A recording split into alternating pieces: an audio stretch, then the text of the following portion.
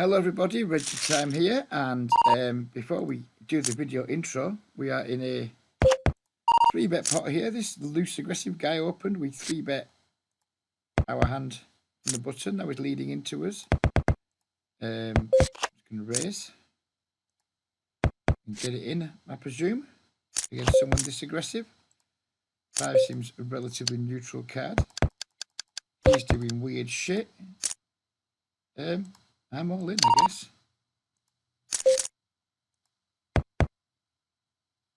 I'm all in here too. He's got the 7-8. Let's hope he doesn't get there. He does. That is quite remarkably tilting at the very start of a video. But fine advertisement for the... Well, let me chop up. Fine advertisement for the games, I guess. Yeah, good stuff. Whale here opening. We'll get to the video intro shortly when we run out of things to talk about. And he just mammoth pot c-bets, which we are going to... I mean, we're deep, aren't we? Fuck it. Let's try and spike a gut shot. No. Spiking a gut shot that deep would have been sweet. Gives us a second chance at it. We don't make it, and we're just going to give up. We're not in the business of trying to bluff these characters. Same hand. Right, so the video today, you'll already know how long it is because you'll be able to see. It is the goal is to make a 4-hour video, of which, you know, hopefully maybe 5% of you will get to the end of. Who knows? It's very much a self-indulgent thing on my part. I've got nothing else to do. Got a long day ahead of me where my wife's not back home for another 5 hours, so theoretically we can go even longer than 4 hours before I need to stop, but I think 4 hours is going to be plenty. Who knows what we're going to be playing throughout the day. At the moment we're starting off small. These two 4-8 tables are effectively 16NL US dollars. This is 40NL but in Aussie dollars, so which is like what, 25NL in US. So we're starting off small, but as we switch tables in and out, we could get up to playing as high as, I mean, 16 is the lowest we're going to play, but we could get up as high as playing 60NL US dollars if we see good tables. So yeah, hopefully there won't be too much table switching, but there's inevitably going to be some at some point. As in right now, because now we're left with just a, well, now we're left with nobody. Now we're left with no one. So there we go. That table disintegrated pretty quickly, didn't it? There we've been 3-bet here by a regular with the 5-4 suited on the button. We're going to defend. Not much to get excited about on that flop. He bets tiny, which is... I'm going to peel. Versus that exact sizing. We're not excited. We're not going to be putting an awful lot more money in this pot. Sad to see that the whale that donated to us with the 7-8 has disappeared. Now we fill up. He hasn't played it like he's got an ace. What do we get value from? We're just going to bet super tiny. Now he absolutely turbo folds, which is better than raising, I guess. So yeah, we're going to be 3-tabling for the whole session in a moment. Various stakes. We've been joined on a call sometime after the first hour with someone I've never spoke to before, a gentleman called Phil. I invited people on my Facebook group to come and join me in the call to help keep me going, and he was the only volunteer, but it was a very short notice request that I put out. Right, come on, Richie. Let's get another table in this middle bit. We're going to need 2 more tables out because we won't be sticking at this one either. because 2 regs and 15 blind fish isn't top of my to-do list of tables to continue on. C-bet here with our backdoor everything. Take it down. We'll leave that table there for now while we find another table. We're not going to be looking for two tables at once. What do we want to try and find? 60 NL table. We'll take a look. We'll take a peep. See what's going on. We're not going to be like really picky with the table selection today because quite simply I don't really want to mess it up. If we see just one fish, if we open the table and we see just one fish, then we're going to sit and see what happens. I want to try and get playing up higher as soon as I can. I don't want to be playing 16 NL for the whole day. I just joined those tables because there was the most of them.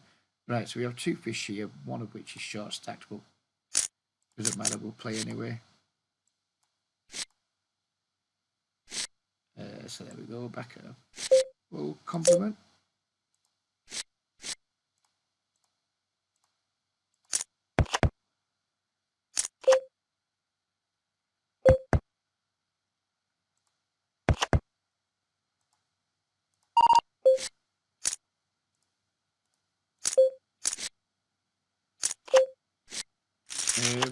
Keep betting here with the 6s. Probably check the river.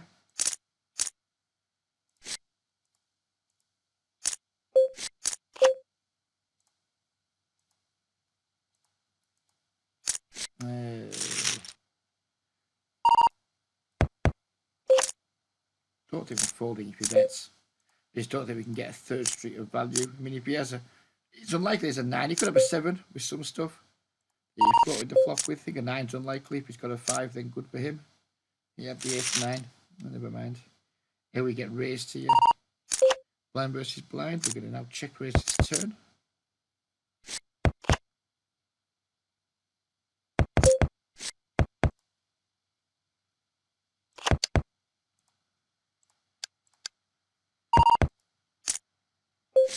We run pretty salty at the start of the video, but long way to go.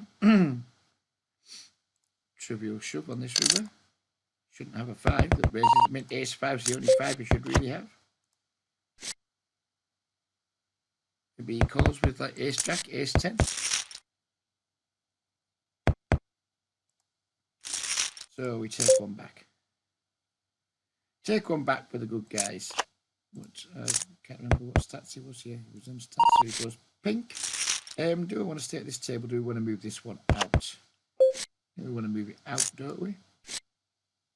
So I don't want to be in and out of tables all day. But playing against like 3 regulars, don't know what he is, don't know how you describe him.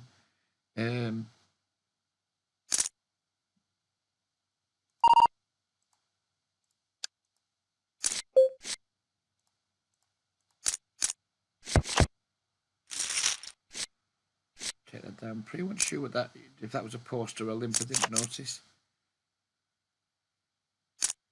Be surprised if it was a limp. We've been 3-bet here to 9.9 big blinds. Jack 6 off nuts. 3 bets a reasonable frequency. We're not going to be folding the king queen suited to a 3-bet. Be defending. We're going to be flopping 2 pairs on a board that is looking wetter than an otter's pocket. Going to call here and then just get it in on safe turns, I think. And if we beat, we beat. That is anything but a safe turn. So we are, if he bets a game, we're gone because he just 0% chance he bets with a worse hand here.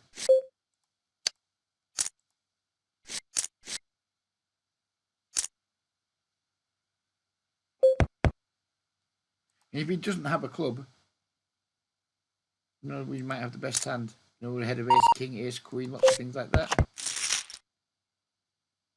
Let me go again here with the 5-4. Probably give up rivers. He bets a strange amount on the river. We're now behind to aces. Weird line. Don't think he's got any bluffs in it. So, or many bluffs in it. So we're just going to let it go. And we're going to get off this table because I don't like it.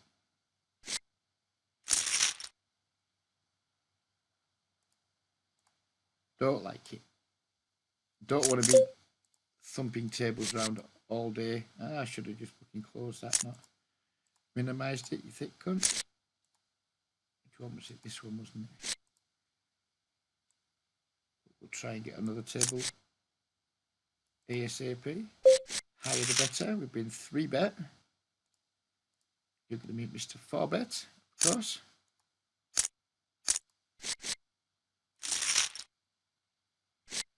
And we take it down. Let's have a look at this table. Not one we want to be at. Can't remember which one it was we opened. Really hate having to do this, but it's just going to be a theme. You make a 4-hour video, you're going to have a lot of table changes in it. It's just the way it's going to have to be. 2 fish, but very short, so nope. Wish there was a way of doing this off screen, but if I put them on like so they open on my second monitor, then the tables go too small when I move them across. So that's the fucking table we left, you thick cunt. So we haven't looked at that table yet. Many apologies. If we do get any in any hands, we'll stop the table selection situation. No, look at that. Legs battling the fuck out of each other. Get them, they're just tagged up. There's players to avoid. Let's avoid Australia for now. Let's we'll have a look at that one last one, because the ones with 3 players, if there's only one recreational player, then it makes it a good table, doesn't it?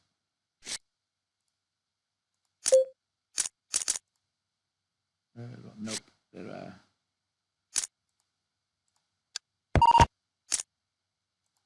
no recreationals there. Okay, let's go to the Philippines. See what we've got going on there.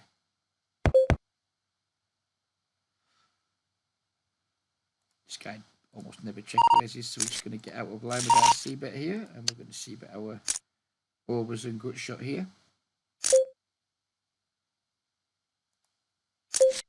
We do get check raise with that overs and gut shot.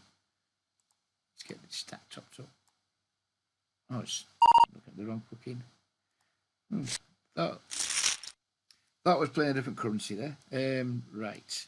So there are some 20 NL tables here, but they all look full ring at the moment. So fuck that. It's a 60 NL US table. Hopefully it might be worth having a look at.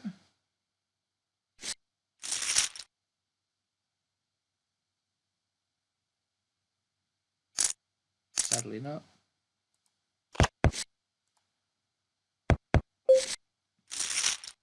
Haven't picked the best of times today to start this video really, but never mind. We are where we are now. It started, so it's going to finish.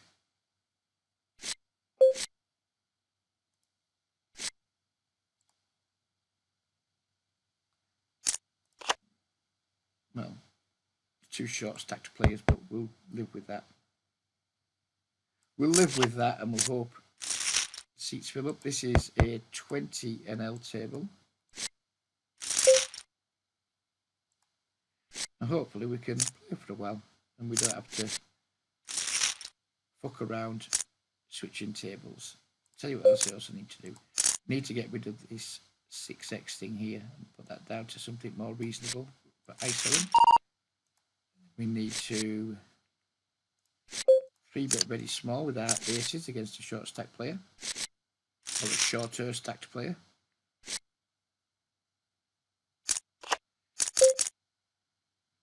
And we flop too well, I think. I'm actually going to check this back, because what on earth can you have?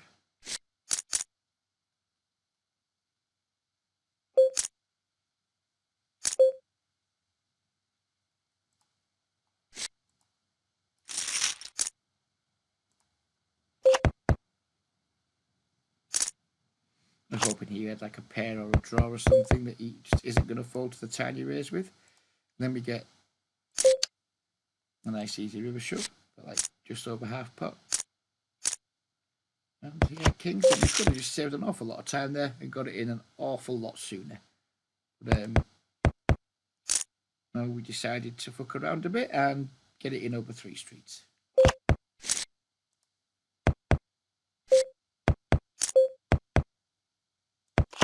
I think what we'll do, because all the table switchings are going to do my fucking head in. Whenever we're switching tables in and out, I'm going to pause the video, because otherwise it'll be really frustrating for you guys, which might mean I'll be playing for over 4 hours, but you guys don't get a 4-hour video. But it's going to be better than watching me fuck around switching tables in and out for, you know, long periods. So we're going to pause now. If whilst we're switching tables in and out we get an interesting hand, then I'll unpause the video. But yeah, I mean, like this, no interest in playing heads up, even against someone who's playing 31-6, because they're just such a pain in the ass. They never play big pots. They just limp. It's fucking boring. So yeah, we'll play these 2 hands, and then we shall pause the video and slide another table in. This is really frustrating that tables keep breaking. Really frustrating.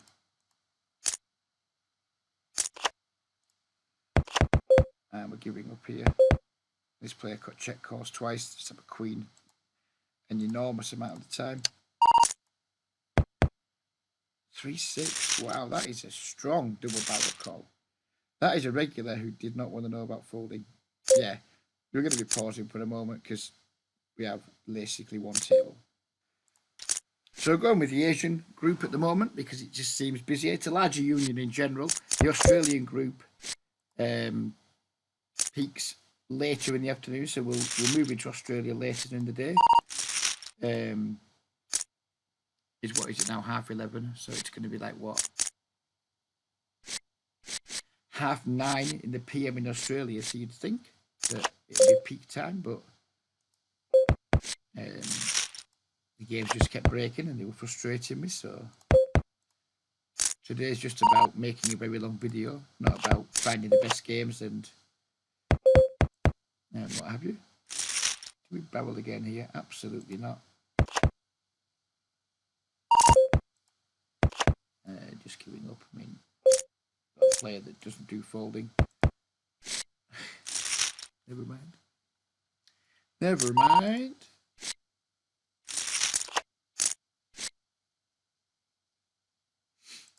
So we have some good tables. So for you guys who do play lower stakes, it's going to be a good part of the video to see if you were to come and join me in App Heaven.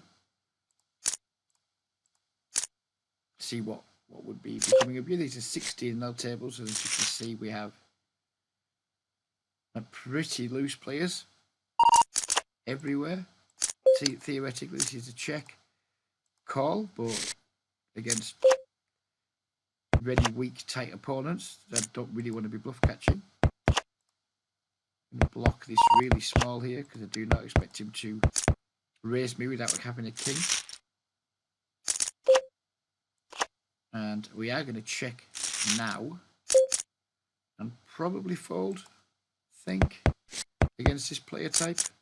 He just instantly checks back. So a lot of people like with the Jack Queen there on the King Jack X, like, you need to be having a check calling range with that type of hand, you know, in most situations, but not against someone who plays 17-10. I do not want to have check calling ranged against them because, quite frankly, their betting ranges are going to be so narrow, so weighted towards value that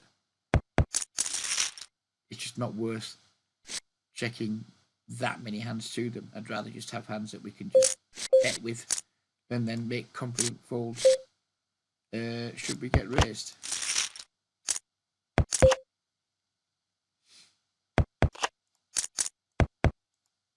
small here. Continue on clubs, 4s, 5s, 9s, that type of thing.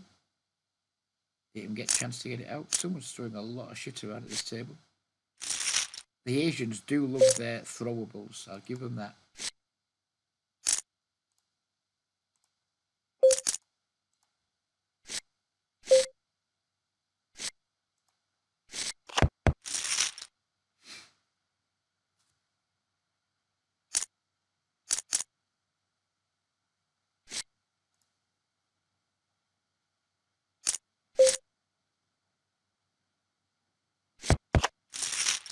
This is like the downside of this Asian Union. As you can see, it's just kind of the Asian culture, especially the Asian fish culture, to buy in short at these games. They do stick around if they spin it up. They don't just like disappear. But at the start of tables, you can frequently find yourself in situations where you're just playing short stack poker, which is frustrating. But over the long haul, over the month, it works. It works out really well because you win lots of big blinds from really bad players.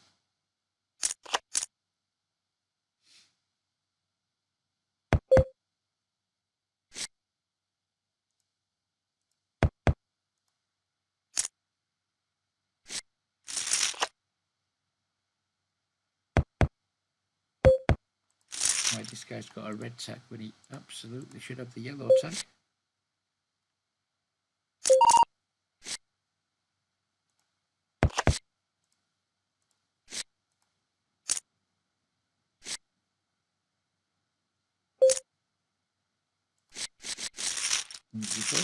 Don't do paying off. We do not do paying off.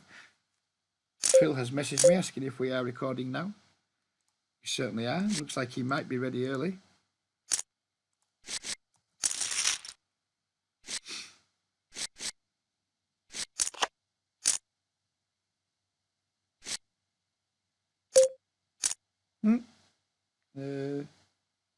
Okay then.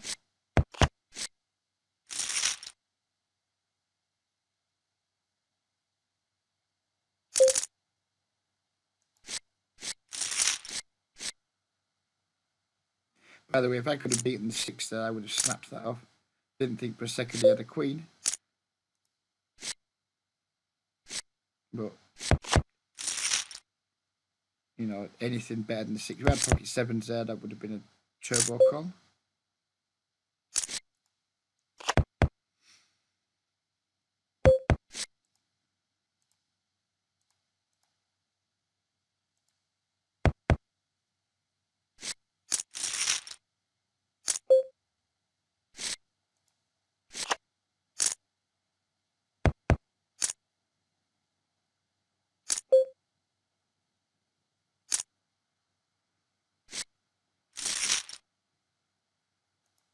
The call here because this guy's just never going to squeeze light. We have some backdoor potential here against someone who c-bets 30%, so he's going to lead out. He's going to fold an awful lot of the time here. Calls.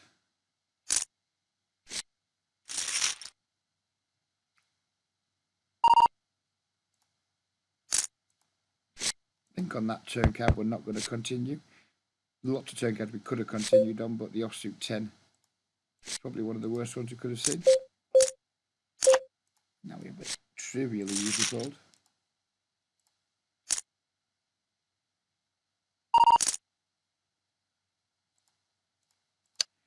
I'm going to bet and call it off here for against someone with 10 big blinds.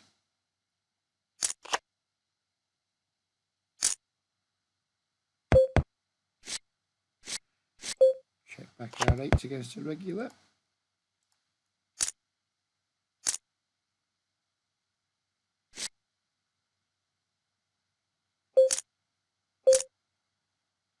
Pots it, which is unexpected that he'd go with that sizing, but we're going to call, and we're probably going to call on that river too, given everything's bricked.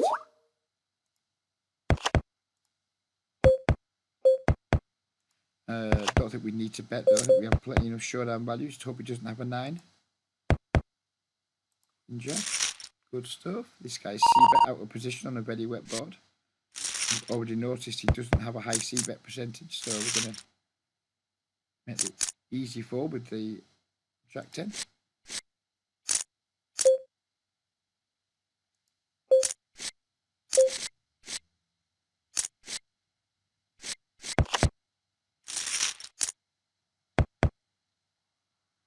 We are going to call Phil because he is ready. I've never spoken to this guy in my life before. Hope he's not a bell end.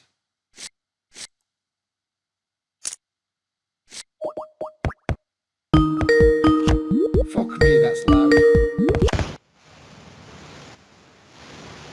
Hello there, sir. Hello there. Hi. How are you? I'm good, thank you. Yeah, yourself? Yeah, ticking over. You would. The Skype was a bit loud. I'm gonna have problems in balancing this audio, I think, but never mind. Fuck it, it'll be fine. So, what are you up to then, sir? Okay on there. How come you're not working on a 11:30 on a Thursday morning? I am at work today, but I'm just on a break at the moment, so we can be flexible when we have our lunch breaks. So that is good. Well, I should probably share my fucking screen, shouldn't I? Otherwise, it'll be the shittest thing ever for you. Right, which screen am I sharing? I think it's that one. Tell me if you can't see it in a minute. You should be able to. Yeah, I know. I'm sharing the right one with you. I can see it. Yeah. Hi. Awesome. So we're just playing 3 tables of pod mines at the minute. To be honest with you, the tables are pretty shit. 260 now, 120 now, but there's no fucker with any money. But I started the video with 3 decent tables, and all 3 of them broke pretty quickly, which is a shame. So I just kind of panicked and scrambled around for some tables. Right. Okay. Yeah, I wouldn't necessarily be sat at any of these tables if I wasn't recording, but it makes for a shit video if you're forever chopping and changing tables in and out. So we just put up with them and just hope they get better, and if they don't, then hope they break, so we're forced to change them, I guess. Because it is quite annoying when you get like these fucking 13 blind stacks. But you play these clubs, you know that these tables can quickly turn into good tables because these fish just don't leave. So it's kind of worth persevering with.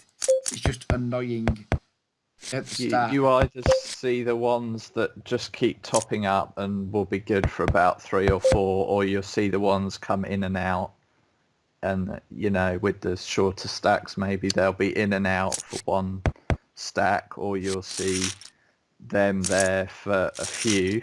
And then the people that you've obviously got tagged either red or orange, they tend to stay there for as long as, don't they? I've seen people on the same table for hours if they're regulars on these. Yeah, the regulars will stick around, even, in my opinion, when they're making mistakes by sticking around just playing against each other. Yeah, sure. Now, this is a pretty rotten table now. We've got this guy who's obviously a fish. This terrible Nit, this, Nick Fish, who's almost certainly going to be a losing player with those stats. As I said, the tables I wouldn't necessarily always be at, but I just cannot be asked moving them in and out, And I suppose when you're making videos, you want to, if you just always made them showing all fish, and you never had any, reg versus reg violence going on, I guess they'd get quite boring quite quick anyway. So having, a more interesting mix of players isn't too bad. I just wish I'll have more chips. This guy's just doubled up. Fingers crossed he'll double up again through somebody, and then all of a sudden we've got position on somebody with a 50 VPIP who's got 60 blinds almost in front of them. But the good thing about these tables is you can just get so out of line with them with your opens, because they're all so fucking passive that, if you get 3-bet, it's just so easy, but you can steal so wide from them. They just let you steal from them post flop so much. Yeah, I think you can very quickly find out what they're like, and they don't deviate from that. So your initial read on them is going to be good then for the rest of the session. So if you find out that they're very loose, then they would just stay loose the whole time. If you find out they're tight, they would just stay tight. And I've been in situations where literally every time I've been on the button, and there's been a tight guy to the left of me, I've raised it 3 and he's folded, which you just can't get away with everywhere, obviously. But No. I've tried, I've experimented at these sort of stakes with some things like that, and there's just some things that it would be unthinkable live or on other apps or other sites, but you just can experiment a lot with this and just see what you can get away with sometimes. I think I just assume, like, when I see these 31-4s, and there's so many of these types of players, you could just get so out of line versus them with like with your bets and things, because they literally never adjust, and they'll just either call or fold all the time post flop until they've got a big hand. Then they'll wake up and raise you, and you could just play so exploitably against them, both with your, like, how often you're getting out of line with your bets, but how often you can, like, just massively overfold versus their aggression too, because they just never have bluffs.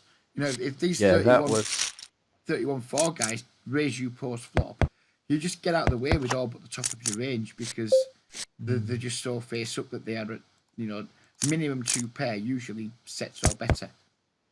Yeah, that's the biggest adjustment that I had to make, coming from more harder traditional sites, was the folding, especially on the river. And you can get jammed on and call some of them at some frequency in some places, but when there's 3 of the same suit on a board and they're just jamming, you just think it's just not worth it. You make so much more out of picking up the pots where you've got a pretty good idea that you're ahead. You don't need to get into those battles of trying to hero call, because paying off in these games with anything but like the top of your range is going to be a huge mistake long term. If you can't get away from like the middle parts of your range versus aggression, then you're going to be in big world of pain, which you're going to see bet pretty big here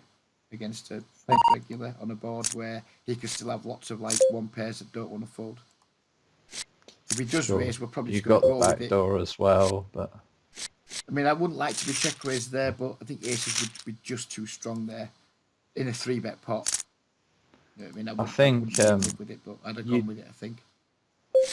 Yeah, you did a video the other day. Was it John or John? John, yeah. Yeah, and that was really good, where you were saying about change your bet buttons, so you bet a third on the flop instead of a half. I've been experimenting and found that's been really helpful. Literally just doing a third bet. If they call it, they've got something decent. And then, like you say, almost like fit and fold, which is kind of counterintuitive to what you've grown up learning, but then it just does really work in some of these places. Yeah, it does. I mean, lost my train of thought now. I've completely lost my train of thought. But I don't think there's like a huge deal of difference between the way people react to 1/3 or like 1/2 pot or whatever. I think if people have got something that they're not ready to fold, they'll just call. Very rarely will you see someone who was thinking of check calling. I've no idea what's going on here with his min 3-bet, other than he's got a 3-bet of 1%. So we're just going to want to try and flop 2 pairs here. I think if someone's got a hand they're going to check call with versus like a standard size C-bet, I don't think they're also going to start raising with it because you bet small. I don't think people are like changing their lines based on, especially on flop bet sizings, and like smaller sizings are more commonplace these days too. So that's what I was going to say actually. I talked about it in yesterday's video where it's dead old school.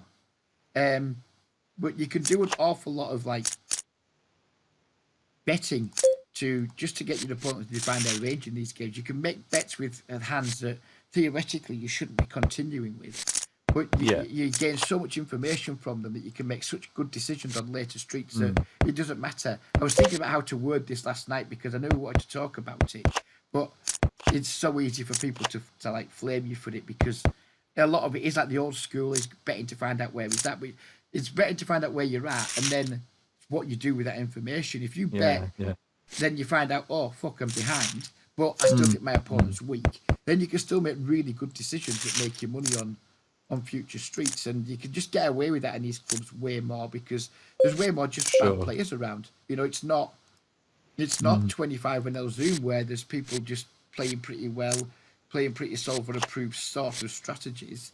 They're just bad players. So if Sure. I'm happy Sure. to spend some small amounts of money on early streets betting hands that theoretically aren't that sound in terms of like we should be betting this, just to my opponent to like kind of define his range to me.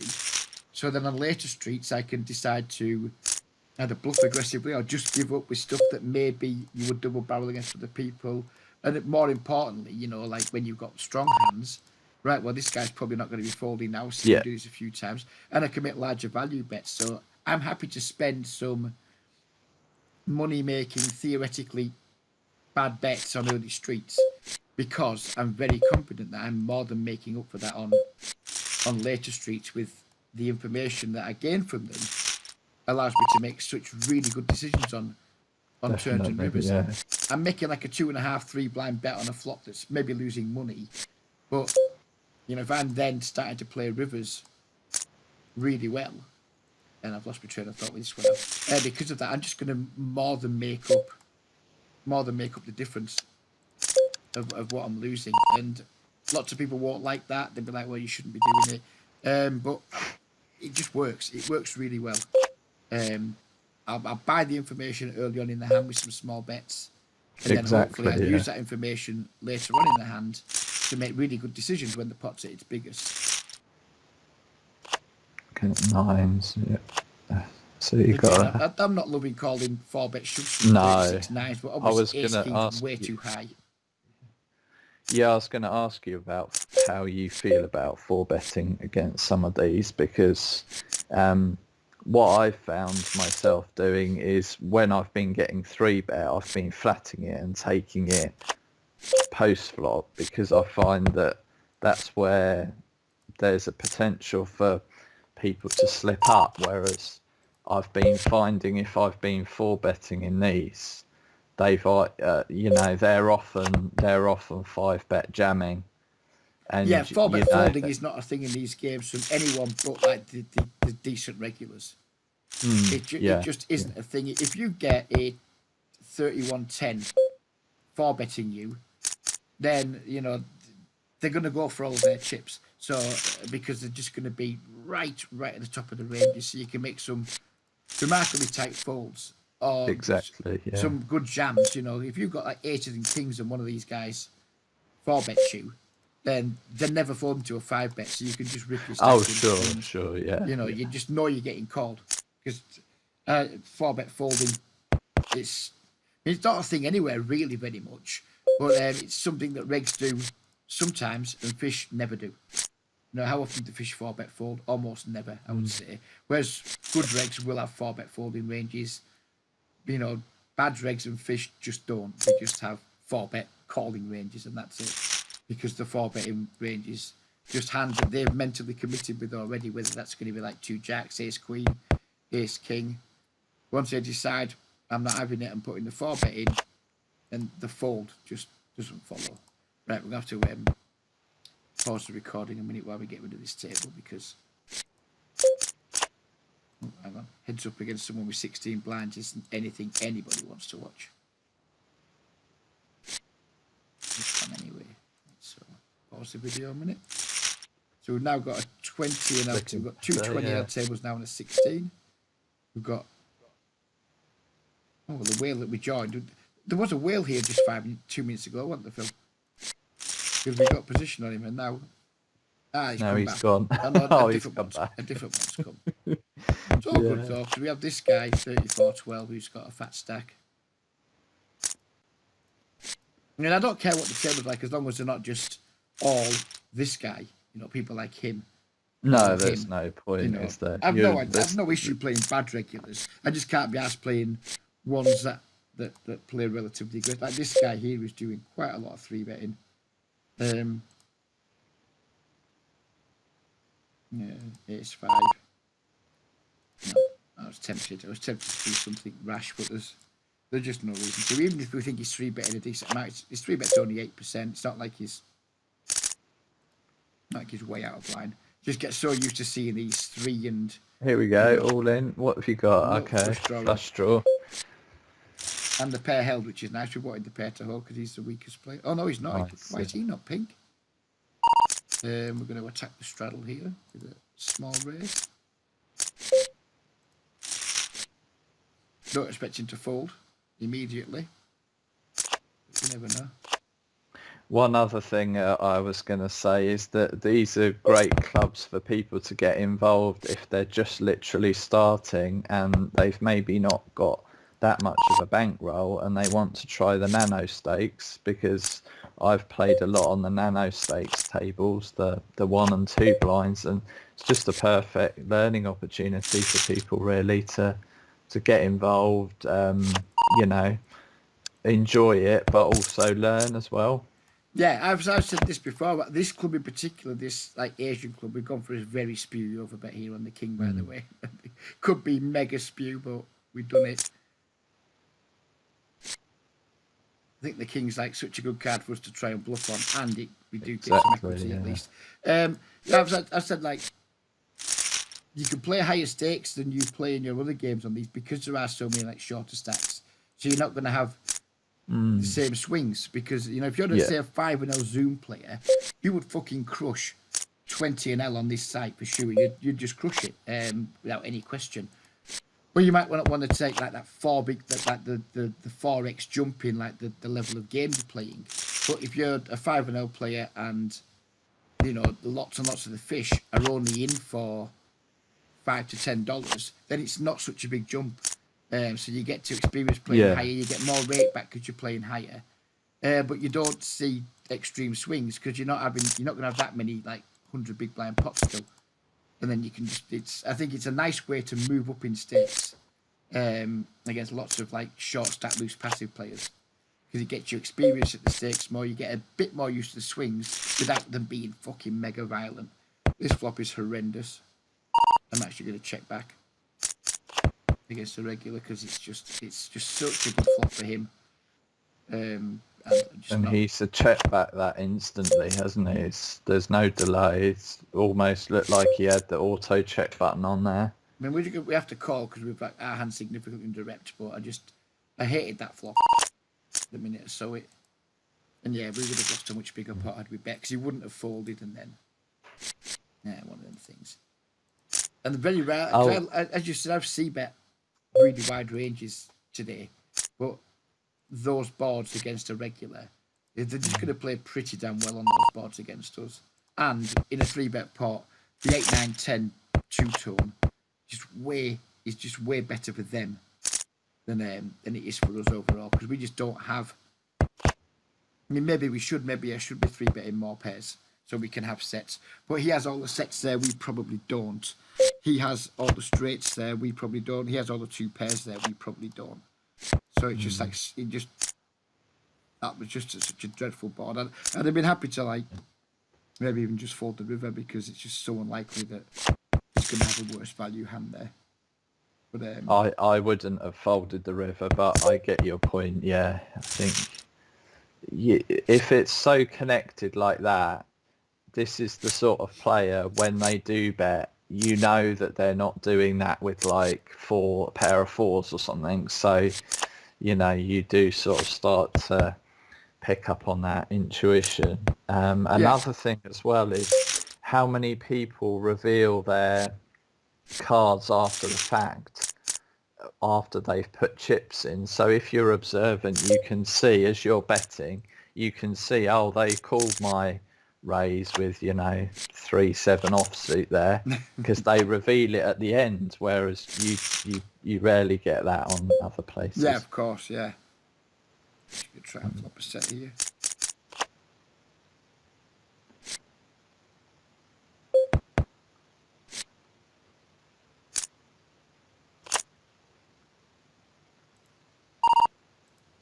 Do not flop a set, which is unfortunate.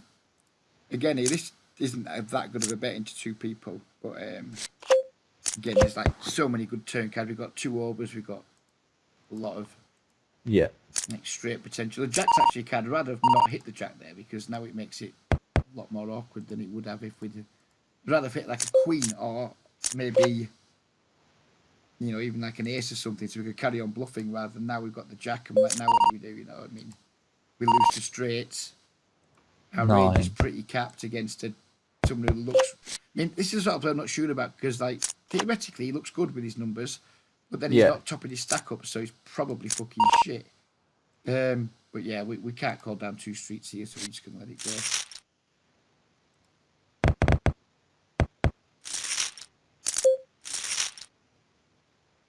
Yeah, we're not sure about these sort of players because 28, 19, 8, I mean, it's pretty good stats these days. It's looser than I am.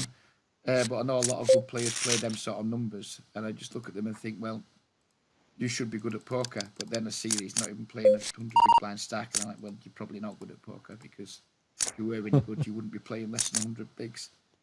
I think I'm 27-14 or something like that. Oh, that's a bit passive, sir. Right, we've been 3-bet here by somebody who 3-bets 3%, but only it's tiny. So again, sadly, we're going to try and flop the world. I prefer him just to bet bigger there so we can just fold our hand, but he just makes it so tiny. Not sure why he's checking this. But if he checks twice, I think we're just going to try and bluff him here, but he doesn't check twice. On the button against a fish, I'm not going to 3-bet, but we're certainly not going to fold a hand as pretty as this in position against the fish. If you've got a smaller pair and you're late position, you can often limp behind a lot of limps. If you do hit your set, just massively overbet it. And somebody that's got an ace on that board, they're not going to be folding that. Yeah. And you can just take the lot. So I have started to learn to love the overlimp in these games. I'm not as big a fan of it from the cut-off as I am the button, but like I'll overlimp not just like small pocket pairs either. I'm happy to overlimp, any implied odds type hand. Exactly, yeah. Just getting flops, just getting cheap. It's like the old school way of playing. Just try and get in cheap in position, and then just try and make 2 pair plus and get lots of value. It's dead old school, but it's just incredibly effective because these games, it's like literally is like going back to 2006, 2007. You see the stats 34, 12, 67, 6. Yeah. Trying to apply you can win by using modern strategy in these games. Of course you can. I'm not saying you can't because you absolutely can. If you're good at poker, you can apply almost any strategy to beat these games. But the old school way of playing is really suitable to these games because the regs aren't that good. And a fish is a fish whether it's 2020 or 1997. And yeah, sure. If just getting in cheap, looking to flop 2 pair plus and looking to inflate the pot, if that strategy works, then there's no reason not to employ it other than poker snobbery. That's not the correct way to play, so I'm not going to do that. Well, I'm not one of those guys, I've mentioned it loads and loads of times in videos where there's so many players that on paper are better than me. They can explain poker concepts, complicated ones, way better than I can. But when it comes to actually delivering the goods on the table, they don't do it. And I'm very much someone who, I couldn't explain modern poker concepts in any way. But I instinctively know why they're not the best strategy in these games, and that's all I need to know. If I ever need to learn that style of poker to beat the games, then I'll probably just stop playing because the games will just be too tough to be bothering with. So if my mission is always find decent games. I don't have to be excessively bum hunting. I don't need 6 whales. We just find tables with a couple of fish, some moderate regulars and what have you, and just grind them using old school strategies. And it works a treat. It's why I stopped coaching because it's getting more and more out of date in terms of trying to teach people how to play poker. But it's as long as you're game selecting well, it's just as effective strategy now as it was 12 years ago. I think we're going to 4-bet bluff with our ace-10 suited here against somebody who is... I can't really call with it. It seems too weak to fold it. So I'm going to go with a 4-bet bluff. Because I don't want to call with this out of position. Sure. But I also don't want to fold to someone who's reasonably aggressive.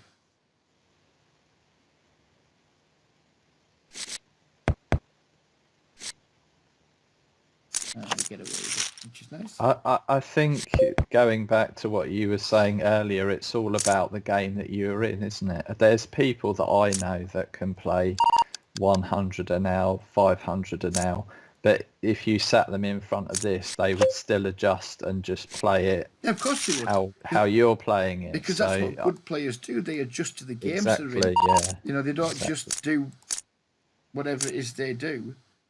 3-9, happy days. We've got the overbet call. We've got the There we overbet go. called on the flop and the turn shove. Happy days.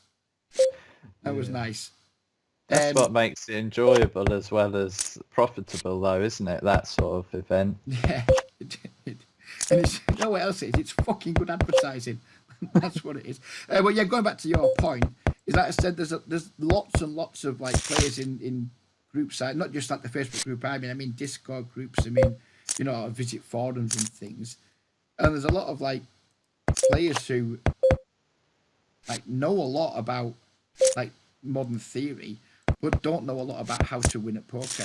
And they are those guys who they just refuse to adjust to the games they're in. They're just like, no, this is the way to play poker. You know, it's the GTO way is the way forward. If you're not studying GTO, you're not. You know, you're not going to keep up with the games. Well, I've been playing I've been a profitable player now for 14 years, 13, 14 years, and my game's fucking barely changed at all. And people were telling me 10 years ago that I'd be a losing player within 2 years if I didn't keep up with the games, and I haven't kept up, and I'm still not a losing player because there's more to poker than just knowing what a solver would do in a one specific situation and then harping on about it for the next fucking 6 months because it's your one field of expertise in one particular situation and you want to show people how fucking clever you are. It's like these lads who are like, oh, I'm 60% study, 40% playing. I'm like, well, fucking hell, aren't you boring then? You know, I mean, who on earth gets into poker to just fucking study it 60% of the fucking time? Get a fucking life, you know. But what limits are I mean, you've got to question what limits are these people playing that are making these comments. Fair enough if they're playing 500 or 510 live or something. Fair enough, you know. But if they're saying all this, but then only playing 10 an hour, 20 an hour, you've got to almost question yourself, you know, are they just saying it, like you say, are they just trying to make a point that they know the theory, or are they actually doing it and winning? No, they're trying to make a point they know the theory. I mean, I'm lucky that the people I work with are mostly like players who want to play, you know, but you do get the occasional tie kick, and you especially got it when I was coaching, people who they'd want to talk poker all the time, and then between sessions you'd be like, right, go and play, let's play a bit and come back when we got a good few hands to review this, that and the other. Then you get in touch with you 2 weeks later and they'd played like 2,000 hands in a fortnight. But they've been on the forums talking a load, chatting a load, and they just never play. And it's almost like some people just play at being a poker player. You know, they see. Okay. They want to get in the theory chats and stuff, but they just don't get in there and get the fucking hands dirty and play. They just, I don't know. It's a bit like when I was at school, and I used to pretend I was doing a lot more shagging than I was because I was doing no shagging. But fuck me, I talked a good game, you know. And it's really like that. My nana always used to say to me, you know, people like to talk about stuff they're never going to do, and I think that's very, very true in poker. We're just going to bet big here and call it off versus his shove. I think it's very, very true in poker. Used to see it in like videos. It used to bore my piss when I'd be watching coaching videos or on Twitch, and you see people just like, oh, I could do this here, I could do that, I could, and they explain all those like interesting, aggressive, entertaining options they could take, and then they take the most boring and passive one. And I think that it sums up a lot of poker players really well, in that they all talk about what they could be doing, and then I'm going to pause the video in a second, but none of them, well, not enough of them are actually delivering it, and you could tell that by the people who talk a good game and like talk dismissively about the micro stakes and then never break out of them because they only understand the theory of certain parts of the game, and they don't understand what it is to be a gambler. They can't handle swings, you know. They just, a lot of them, they think, right, I know X, Y, and Z about the game, and they just expect to win. So the mental game's awful. They get like entitlement tilt really quickly, and instead of like working on their Sure, entitlement yeah. tilt, they just all they do is focus on slagging their opponents off, who are probably playing badly against them. But you know, they're not there thinking, well, why am I losing in these games? Oh, it's because you know, I know all the theory, but I can't put it in practice because my mental game's fucking rubbish. And they just don't study enough. They think all they need to know is, you know, like, what do I do in this situation, in this spot? And you can't know all those situations. No one can learn all them. That's why people have real-time assistants when they're playing high stakes. These are guys who study the game maybe 40 hours a week, and they still need real-time assistants to play at the highest Oh, stakes. wow, okay. So yeah, when these guys are doing that, how the fuck's the 10 guy who's a fucking, you know, in his day job, works 37.5 hours a week, 40 hours a week, how's he going to fucking learn all these solves to a high fucking, like, level of remembering them all? When the guys playing the highest stakes who work with solvers like 40 hours a week or even more, they still need the real-time assistance and the charts and things Yeah. to help them remember them all. It's just like, People that I know have told me don't even buy a solver until you're playing 100 because you don't need it. Go away and learn how to play properly, and then come back to me when you at 100, and I'll teach you solvers. So yeah, and that's it's a probably bit like fair enough, that, because I really. think, like, when you do play higher, you're going to run into way less fish, so you're going to need to have way more, like, standard lines, right? Solver says do this in this situation, so get it at higher stakes. You need to be aware of what certain solves are for certain situations that come up frequently. But studying solvers and still being losing at 10 or 25 and now tells me you're not having best use of your time away from the tables.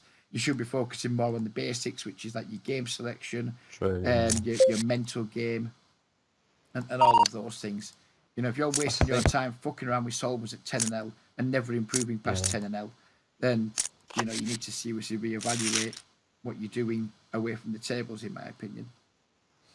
I think some of the live coaching content that are produced by some of the sites helps in these games as well, because it is quite similar, because you're getting a lot of limpers.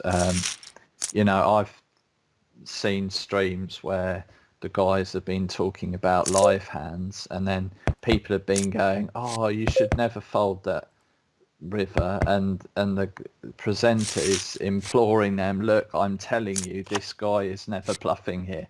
Save your money. You know, you can't just blindly follow some of this theory. This is part of the problem. You need to realise. You see a lot of people saying you can never fold in these certain spots. Yeah.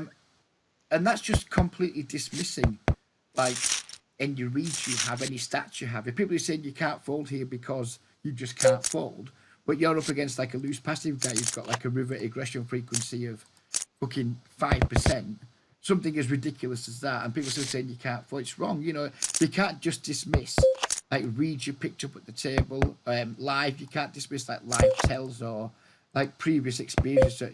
People just want to dismiss all of that and just, like, use the solve, and that's where they're getting it really badly wrong, because the solver, you know, they use it as a crutch, and it stops a lot of not even out of the box thinking. Just like, you know, people just like they want a solve for everything. Like when I was coaching, it used to really bother me when people were like, "Oh, I need to know what to do in this situation." Well, it depends who you're playing against, mate. You know, and you can give me the same hand against two different people, and or three different people, and you might have three different lines. And if you haven't got three different lines for three different people, then in my opinion, you're not doing your job as a poker player. If you want one line to take against three different opponent types, then you're never going to have a big win rate, because you're not going to be doing what you're meant to do as a poker player, which is try and exploit someone else's strategy.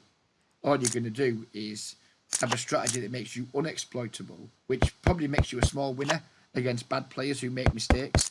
It's not going to give you a crushing win rate. No one who's playing solver approved in these games could have a bigger win rate as someone who kind of knows what it's like to be balanced, but also knows when to deviate from it. The person who knows what it's like to be balanced, you need to, and knows when to deviate is going to have a far better win rate than anyone who's playing solvers.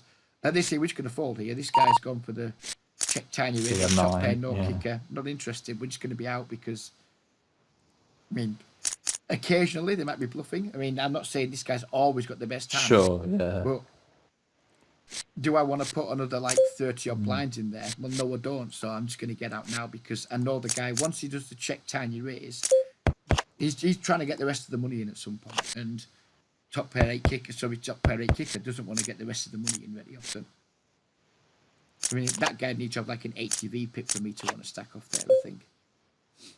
I'm going to go with another relatively light 3-bet here. This guy seems pretty aggro. It's going to be isolating pretty wide versus limps, you'd imagine. And I'm making a video. And I probably wouldn't do this if I wasn't making a video, but you've got to make them a little bit exciting.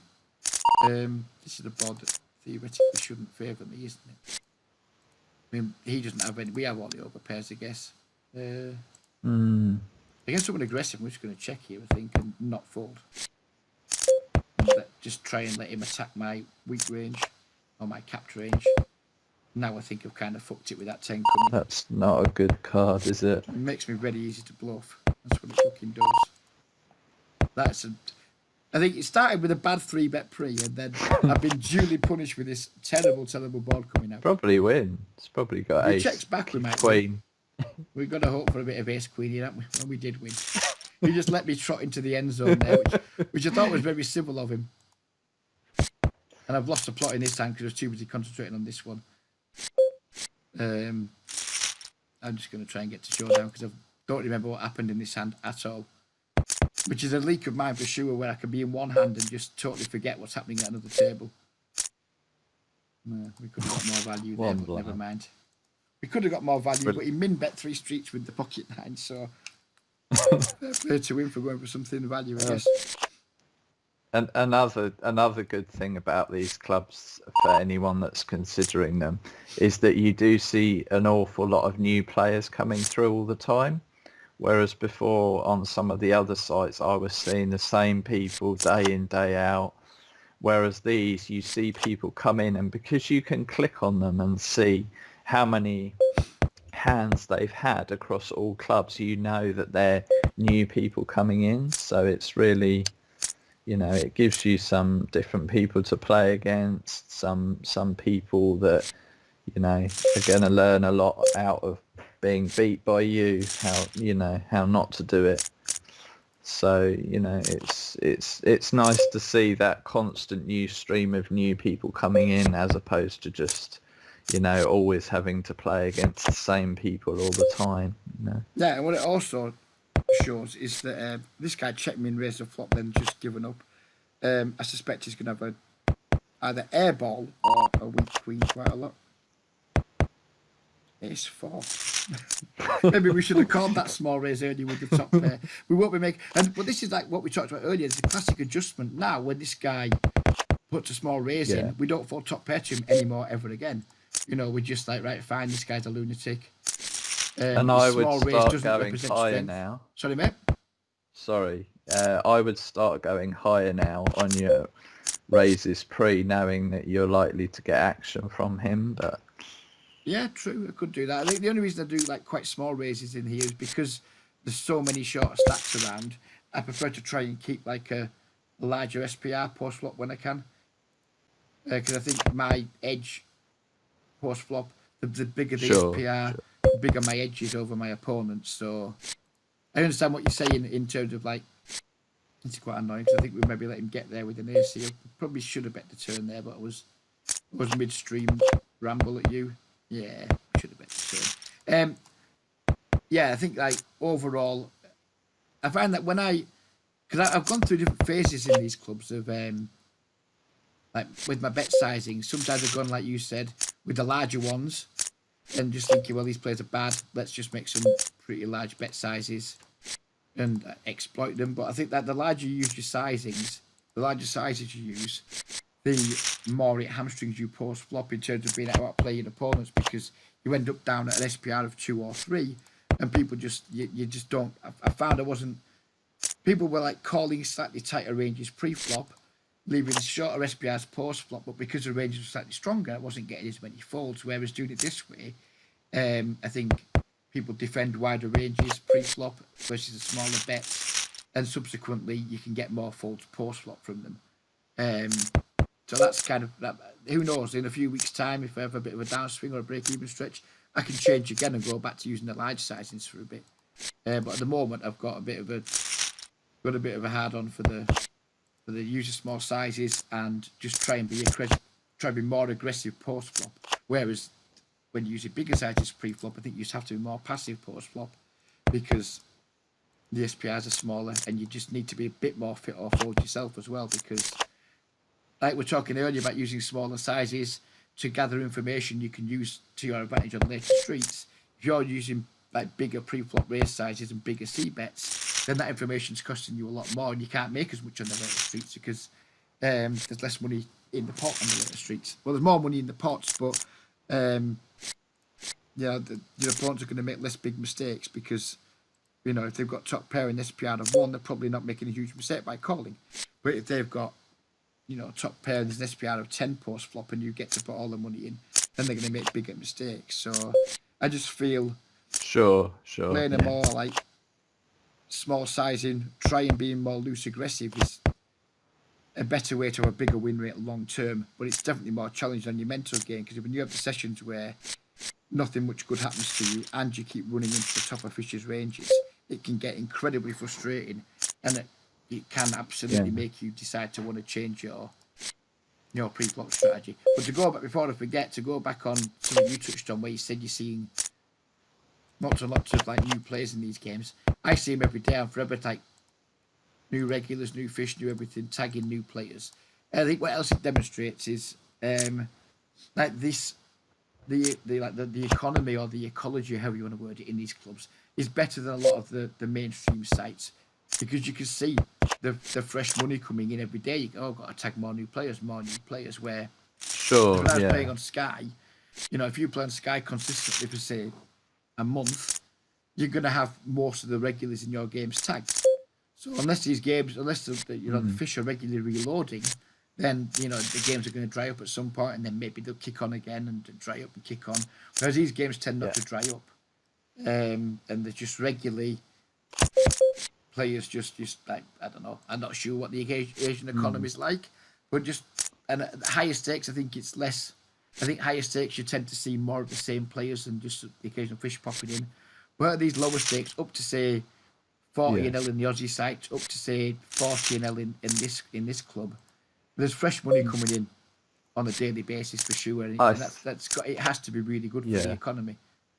I think as well, this sort of gaming entertainment is very embedded into the culture of a lot of those countries, and the barriers to entry is probably quite low. So he was in there with Ace8. Yeah, the barriers to entry to some of these games out there is probably quite low, and I think a lot of the economies are very good. I was speaking to somebody on a group the other day that said if you play poker in Singapore live, the minimum stake is like 2.5 equivalent in pounds. Right. So, and you have to pay a yearly fee to be able to go to the casino. So, someone's got money to play. And all of the biggest games, if you watch the Tritons and that in Macau, some of those private games that run out there are the biggest, aren't they? Oh, yeah, for as long as I can remember, there's been people watching like, once the Asia get involved, there'll be another poker boom. And I agree. I think that like if we didn't have like restrictions all around the world, I think we'd have some amazing poker games still. I think like poker isn't dying; it's the segregation that's fucked it. If we could still play with the French, the Italians, the Spanish, and the Americans, games would be as good now as they were fucking 10 years ago. But the Asians do have some barriers to entry to the mainstream sites because they're not licensed over there, so they can't get at the players. Whereas these unlicensed, unregulated sites, they can get at them. So if you can get in some like decent Asian clubs, yeah, we all know the extra risks of playing in these clubs. You know, some fucker can run off with your money. You know, if you work with some disreputable people, the chance you can get stung. There's always that chance, but also the opportunity to get in games with players that you can't get at on the mainstream sites is what I believe makes it worth playing these games. I'm willing to risk losing, 10% of my bankroll on these sites just to get in these games. Because if I'm only in these games for 2 or 3 months and then they died forever, I'd more than make the money back that I stood to lose. As long as you're managing your money correctly, you're going to be completely fine. Manage your bankroll. Don't have too much on one site. You can do withdrawals, like you say, don't you? So yeah, I mean, to me, you just got it. It's like I can't remember. What was it? 2 months, 2 million. It was like a mini documentary made years ago from some of the guys from Deuces Cracked, and they were playing in Vegas and following around playing and stuff. But they were also playing online. I remember Ansky, Danny Stern. He was playing on Ultimate Bet, and it was after the scandal, and he was like, "Fucking hell, these games are really sketchy." As in, there's a good chance we could get fucking cheated here or not get paid, but they're just so fucking good, they're worth playing. And I think it's the same with these. Yeah, you might get, there might be a situation where you don't get paid in these clubs, or at some point some cunt might run up with, like, the 10 buy-ins you've got on them, but it's probably not going to happen. And if you can play in these clubs for months on end, that original 10 buy-in investment, it's just hugely worth the risk. What are you going to do?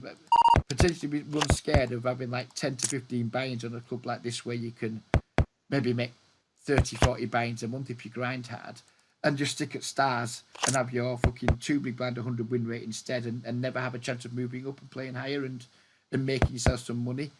And exactly, yeah. To me, we're gamblers. Yeah, exactly. So you've got to gamble. I really want to bluff raise here. I mean, put this block. I'm just not having this. We're gonna go for a spewy bluff raise. We have like blockers to the straight. We have some nice blockers to King 10. Look, it didn't 3-bet us pre. Ace Queen, yeah, I guess he has to call with that. Took a rather strange line though. It was a small bet on the end there, wasn't it? He took a strange line there. I can't remember. I lost my track of train of thought that we might have been. If we weren't pre-flop raiser, then I don't like that anywhere near as much. Now he's calling me a donkey, which is very civil of him. Yeah, let's have a look at who was the raiser there. Pre-flop. If it was him. It was him. Now I like it much less. So he's flopped 1 pair, turned 2 pair, and he's trapped me good. Yeah, I thought I was a pre-flop raiser. Had I realised that I'd called the raise pre-flop, I would not have taken that line, I don't think. But never mind. Never mind.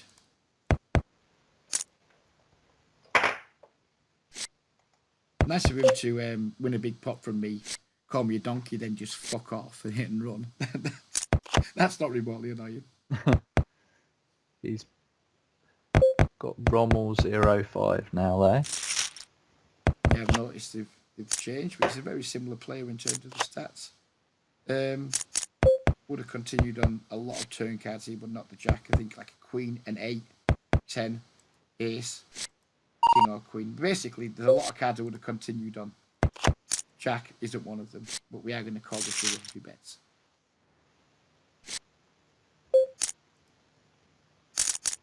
And of course he has a jack, so never mind. And that, you have to call that river. That he called us on the like the Jack 9 board. It's a good run out for us to bluff catch on. That nothing gets there really. It's called on the flop. So I think much they hate paying off when someone just check calls the flop and then it runs out about as bricky as it can for the draws that they could have had.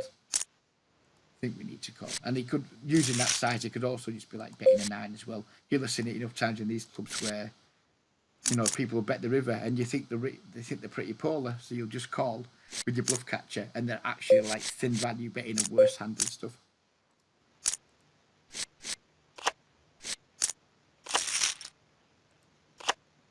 If If you're talking, Phil, we can't hear you, mate. I don't know if you've muted your microphone or you've disappeared or something. Oh, sorry, I'm back now.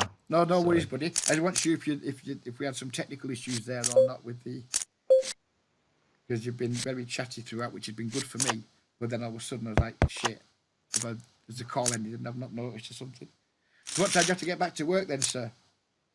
I've got about 10 minutes, 10 more so minutes. I could talk all day though, but I'm sure you don't want to hear me all day, No, it's so not- it's I'll not so leave you much- in about it's 10 minutes or Not so. so much that I don't want to distract people. And so what do you do for a living then? If that you can just jump on I Skype work on your lunch hour. IT.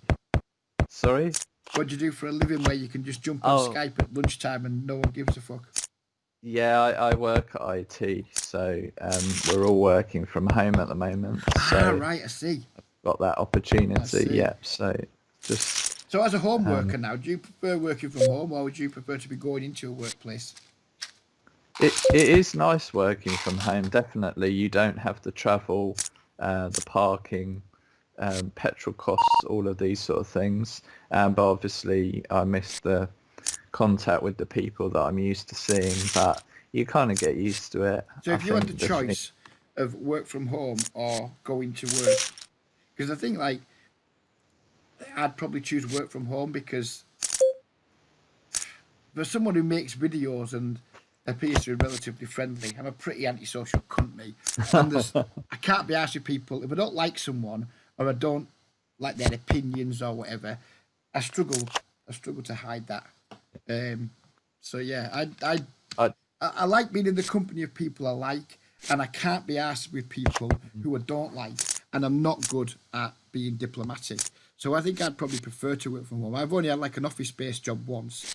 I stuck it in 9 months and quit without having another job to go to because I just couldn't stand the fucking environment. So I'd think I'd prefer, if I was doing office-based work, prefer to just work from fucking home. yeah. But then I think, because I think it, everyone thinks it, which is dangerous. It's very, very much a Labour man's way of thinking. How could people not agree with me? I'm fucking right about everything. So I am interested in people who are actually experiencing working from home who previously worked in a workplace. Overall, better or worse than what you I were doing? think better, but it's good to have a balance of maybe going in once or twice a week, having some meetings. We've got a couple of different offices, so I've got the opportunity to go to different offices and things. So a balance really. But what you'll find is that people tend to end up doing what ends up being good for their lifestyle really. Like you say, it works for you working from home. For other people, they might really enjoy the office and want to go in. So it's just... So do you think when this is all over, do you think you'll have the option to remain working from home, or do you think you'll be called back to work? Yes, yeah. 'Cause I think a lot of companies are going to keep that option open. Yeah, that's what I'm hoping, that a lot of companies will embrace more working from home and give people the option to work from home more. Because I think it definitely helps you create a better work-life balance, and definitely, especially if you can work from home and have like more flexible hours. Because you know, if you're working from home doing like IT work or office work, as long as you're not on call to certain people, I don't suppose it matters whether you wake up at 5 a.m. and work till 1 o'clock, or whether you clock in at 2 o'clock in the afternoon and work till 10 o'clock. I don't suppose it makes a lot of difference. So I think for a lot of families, working from home is a really positive, good thing. But then again, like you said, you sometimes miss out on the social aspect of going to a workplace, I guess. So I'm hoping companies at least offer it. And, you know, some people who want to do it take it. So if you were offered it, you would choose to stay working from home, but with an option to go in occasionally just to, like, keep contact. Yes. I think that's a nice balance, that, isn't it? I feel like Big Boss there on the left-hand table is going to end up losing his stack shortly. I haven't really been noticing. I'll be honest with you, I've been doing an awful lot of autopilot for the last 15 minutes because I've just been enjoying the conversation. I'm fully aware that I haven't played well, and I'm not really giving a fuck because I'm just enjoying having someone to chat with. But yeah, let's focus again. You're going to be gone in 5 minutes. Let's try and play good for 5 minutes. This guy's CBET 62%. I think we're just going to call because I think if we... Nah, fuck it. I think we'll actually raise. I think we can get him to fold a lot. And then hopefully we'll have some equity against him because he's probably never folding. Ah, he puts the click back in. Never mind. That's a shame because we had like some decent equity that we're just not going to realise now because... I reckon one of them will have a set there, Yeah. I reckon. I think in hindsight, I saw the 62%. I didn't look at the 10% pre-flop raise. Would we have got there? Are we going to pay for our sins? No, we're not, so not too bad. That was another, like, against a 34-10, I should not be raising versus their C-bets, I don't think, because they're starting from such a... It's a 34-10 who's raised under the gun, so he's starting from such like a narrow base. Yeah, I think that's a decent raise against someone who's more of a regular than it is against someone like him.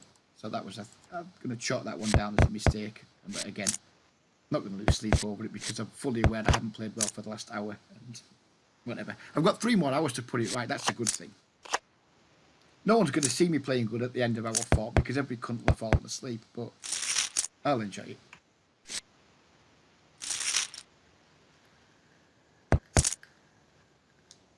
This guy here, Luco, at the top, he's got the VIP. That's often when they've just joined, they get the VIP. Yeah, it doesn't free make for the sense someone first with 7 those days, stats doesn't it? to just splash out on the... Yeah, good shout, sir. 876. It doesn't make sense someone with those stats is going to be splashing out $55 for VIP, does it? Yeah. And then on the counter to that, though, obviously, the ones like Lily there, they've probably bought that. So you can quite often, especially when you're going into the table and you've only got a few seconds maybe before the seat goes to decide, what I've tended to do is just take the seat anyway, then just click on all of them, see if any are new, what the VPIPs are like and things. Yeah. So, but you can quickly identify either they've got the first 7 days free card or they have purchased it. Yeah, I forget that I have it easy because I have the HUD, so I can see a table straight away.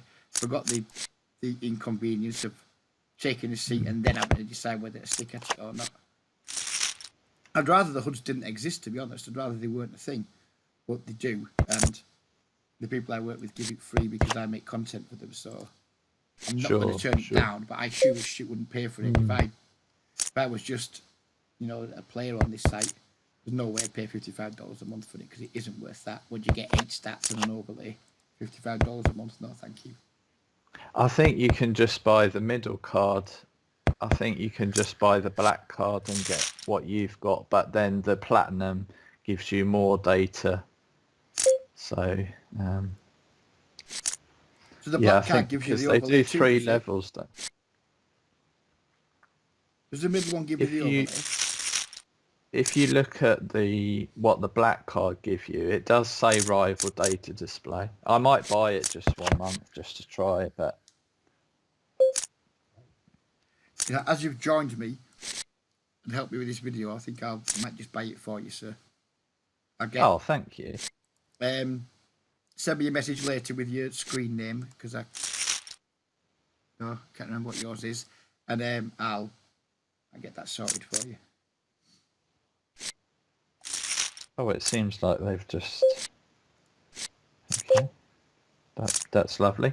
Also, as well, the chip storm between 1 o'clock and 3 o'clock. Play during that. I won some chips yesterday on the chip storm, so it just drops some chips straight into your account. Yeah, I had that. I won. I think it was lucky, 10 chips, which is about 2 cents, something like that. But still, better than a kick up the bum. If you're in one of the clubs though that are denominated in US or Australian dollars, though, that's $10. So. Oh, they're doing it in all the clubs now. I thought it was just a quad minders thing. I thought it was in all of them. It could be. It might well be. Oh no, you might be right. It might just be in that one, isn't it? I don't know. I haven't checked in any of the others. I thought it was on all of them, but you might be right. It might just be in that one.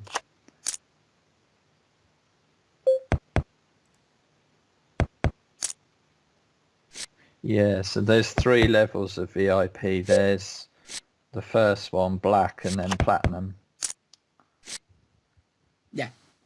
And just try to So, concentrate on the jacks because didn't want to sorry. 3-bet this guy 25-13 under the gun. I didn't want to 3-bet. Now I'm kind of wishing I had, but right. So he doesn't have an ace. We know that, but either of these guys can have an ace, so we're not going to raise. We're just going to keep calling min bets and lose, I think. We know this guy doesn't have an ace now because there's no way he lets him get away with a 1 big blind donk. But the problem is these guys are both so loose. Probably got every combination of ace X in the range.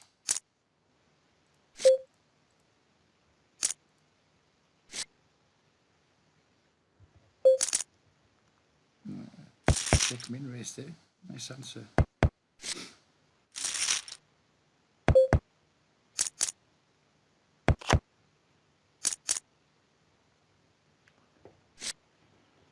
Check. Oh, no. Hope someone else calls so I don't have to. No, we have to, and we're going to lose, aren't we? But we're getting like 4-1. 4 or 5 to 1, I yeah. don't like it, I hate it, but He's got any queen, any ace. Oh, he has got it, yeah. Also as well, yeah, any of your viewers that are interested in the short deck games, I would definitely try them out on this Quad Miners.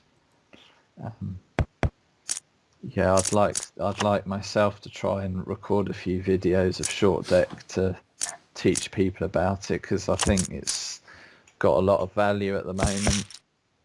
they're full ring games though, aren't they, I think? Because I think we were talking about it last time, was it you was talking about it with? And they're all full ring. Rather, if it was 6 marks, I'd probably enjoy taking a look, but just full ring, I just get quite bored quite No, quickly. there's 6 max on there. Right, okay. There's 2 different kinds. So there's the 50 anti-tables, 100 anti-tables, and then there's the 100 anti-tables with the So which chip stakes? So withdrawal how off. does this work then on these stakes with the Yeah, so 6 plus? the chips are obviously the same denominations, and then you obviously just sit down with 50 or 100 of them to begin with. Right, so this anti-10. Yeah. So that would be equivalent to what, 20 cent ante? So you're putting in 20 cent every time. I'm not going to play it, but that's it. But, That's why I said, when I'll- I've said I'm only seeing these full ring Yeah. tables. I don't see the 6 max, and I don't really want to play full ring, but I can imagine we're going to see some pretty alarming V-pips that way when the table loads. So I think they've got... Yeah, they've got... They look They've good in got terms of right up stats, to- don't they? two all-ins pre. Ace 10.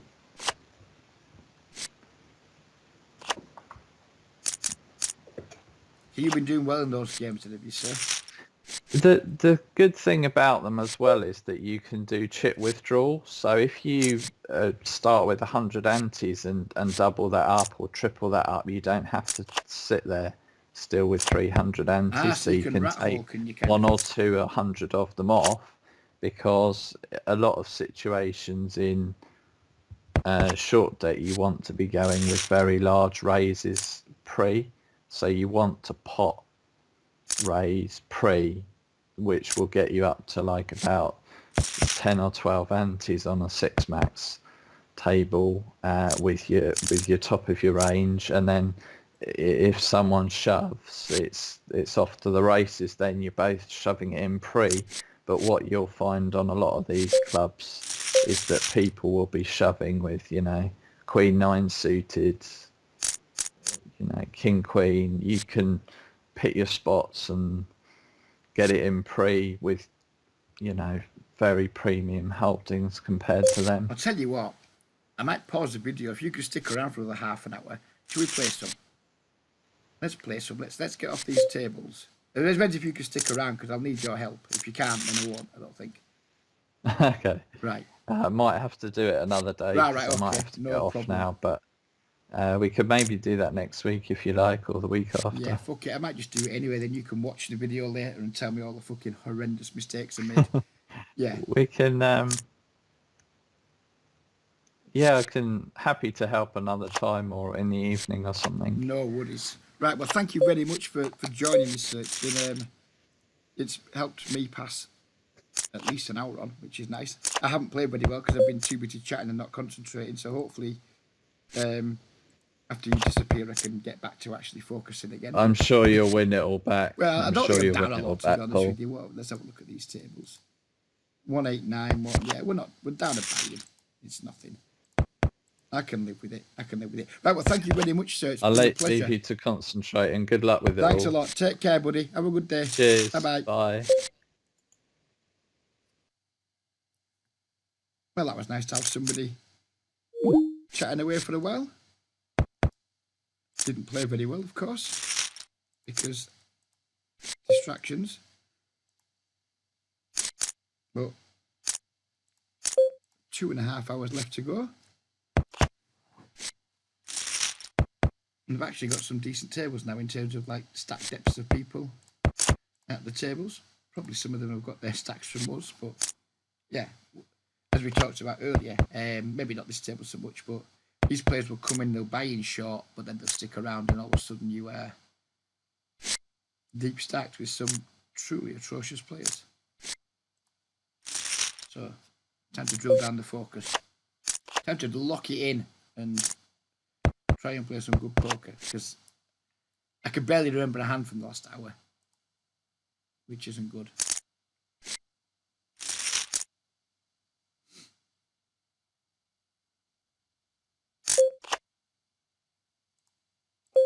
Start playing some more hands. I was fully aware that I played way too tight during that time as well, and not very interesting hands, so let's loosen it up a little bit.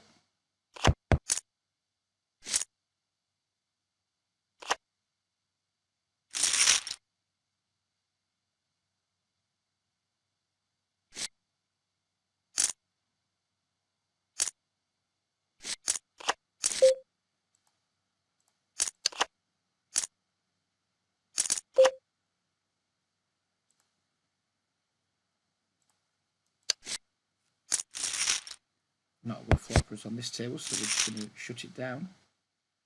Multi-way.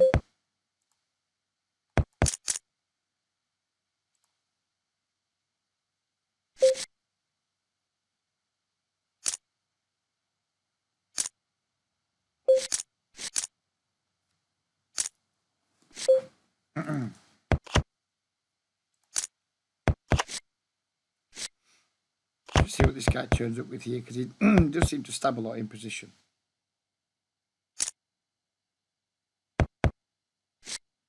I'm not going to get to find out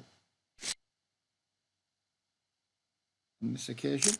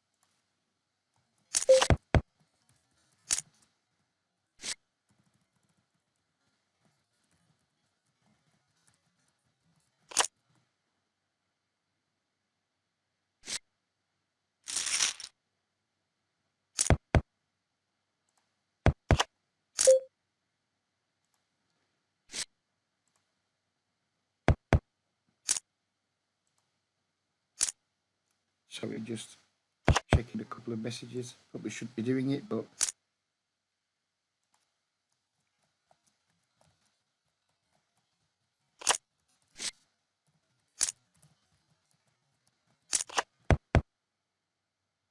close close that down again now. And let's focus. Focus, focus, focus. I'd rather be playing a little bit higher, to be honest with you, but we have tables and can't really be bothered to change them.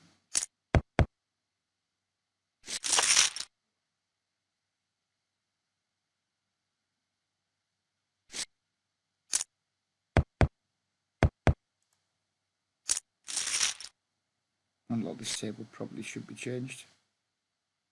One fish with 30 chips, 30 bigs.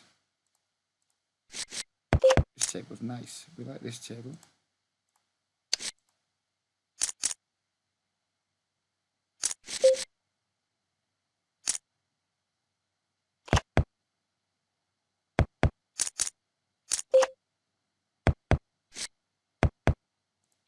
And a bet. Second time here with our flush draw. Probably not fire a third barrel. Unless we improve. Which we don't.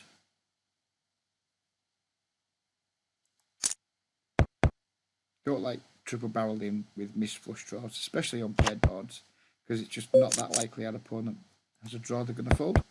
And way more likely they're just going to have an ace or an ace. He chose a 7. I'm sure that's not the whole story. He guesses he had an 8 or an ace with it. And I'd be willing to wager some money on that. Obviously we'll never know, but yeah. There's no way the 7 was the whole story there.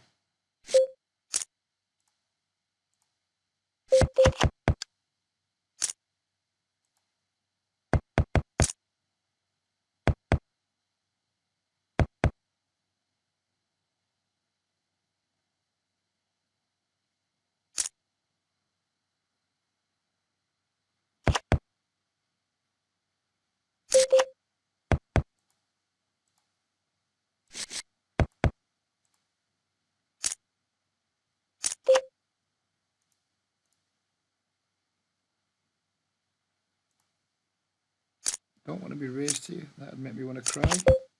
Oh, we're getting in raised. This guy is so wild. He's just so wild.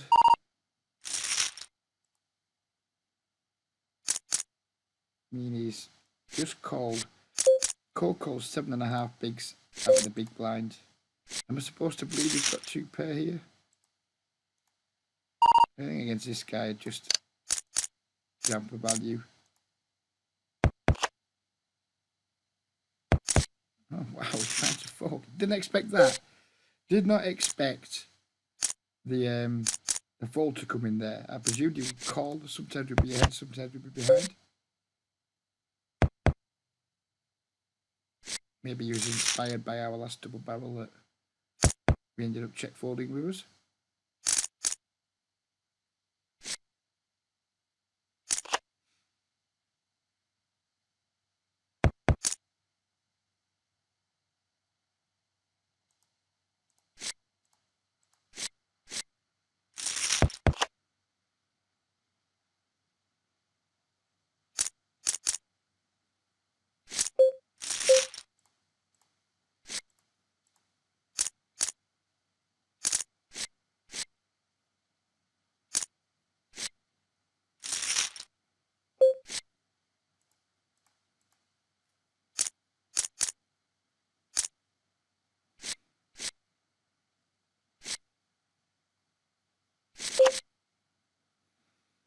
This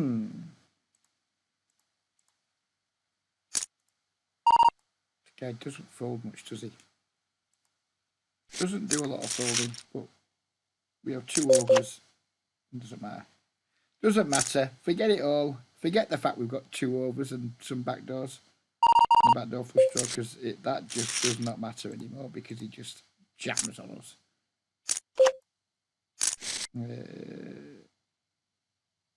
I'm going to shut down with the 8s here. If he calls the flop, the ace turns. Don't think he has an ace very often, but I don't think 8s is going to be a good hand to continue with.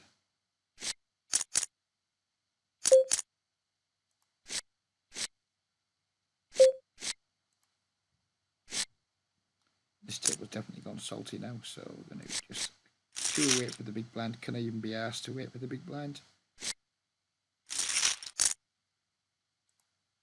No, cannot be bothered. So pause the video a moment and bring another table in. So we've added a 40 Aussie dollar table to the mix. We have premium whale, but in the worst seat possible for us. Then we have 38 VPIP, kind of nitty fish, and then we have position on the only reasonable looking player at the table.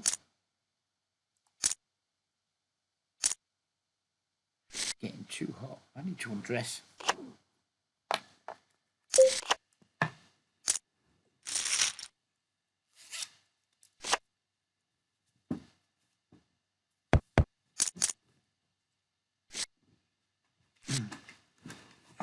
Better.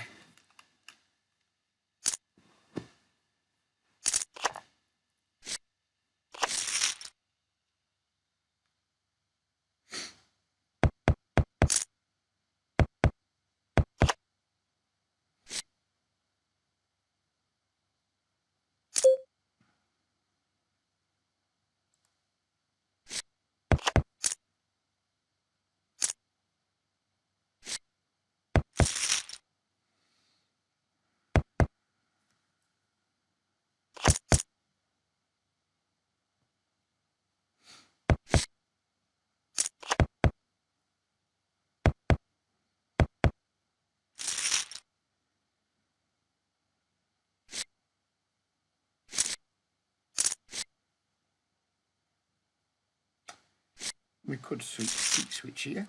Oh, don't die. Do not let this table die. Oh, wow, he's done it. He's done it. Let's throw some shit at him.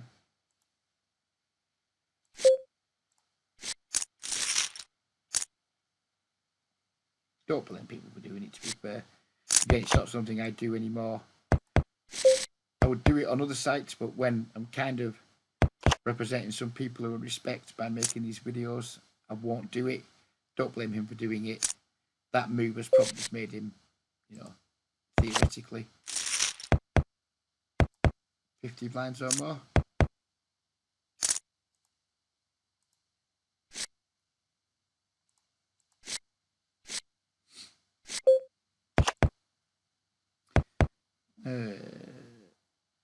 Probably a lousy open with the 6-5 with the short stack in the big blind, but this guy is just too much fun.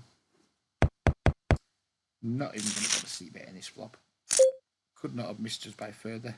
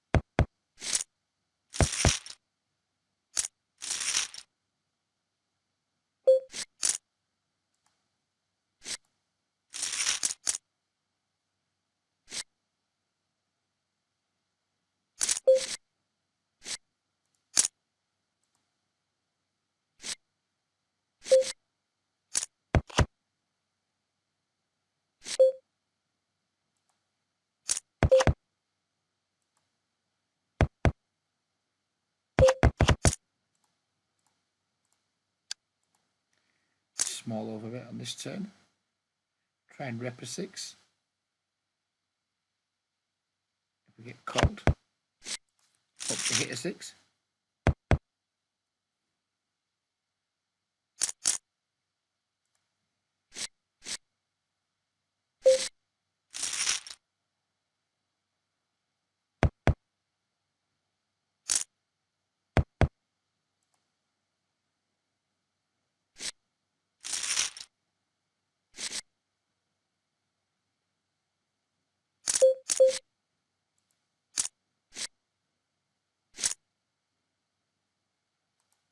I think we're already into one of the longest videos I've ever made. 1 hour 44. We've had maybe 2 minutes of playing, maybe slightly longer at the start before we started recording, and then we're switching tables. So yeah, I'm determined to get that to 4 hours. We've got 2 hours 16 minutes more. Very rare I put long sessions in, but as I talked about in my previous video, due to one of the young people I work with self-isolating, and another person whose mum has decided that for the time being she's going to keep him at home and shield him, I have just 8 hours work between now and the 3rd of November, which is 3, 10, 11, 12 days. I've got 8 hours work. So I'm going to try and build my poker muscle, my poker mental muscle, and put some really long sessions in. If I can't do 30+ hour weeks under these conditions, then, you know, shit weather outside. I live in a tier 2 area, so there's not much I can do. Can't see family very much. Can't see friends. Not working. You know, if I can't put 35-hour weeks under these conditions, I'll probably never put 35-hour weeks in. So let's try.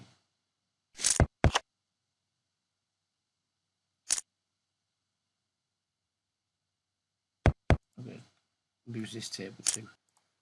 So we've joined a 40NL US dog table here, and immediately the fish busts. But I want to try and play some more of the Australian club for the last 2 hours.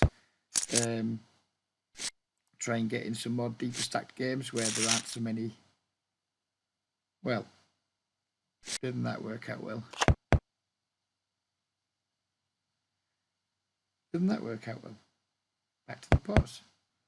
So we'll try again. I have a 3-handed 16L table here now. And then we're going to try and play more the Aussie club, because we have hopefully less of the shorter stacked situations. And I'd rather try and play some deeper stack poker for now or so, because it's just more interesting. Even if the tables aren't too great, probably stick with them, because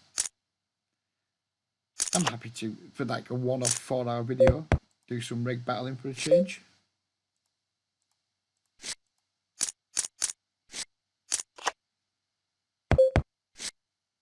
And just bet small 3 streets here with our trip aces. Hopefully don't give him a chance to get away from a king.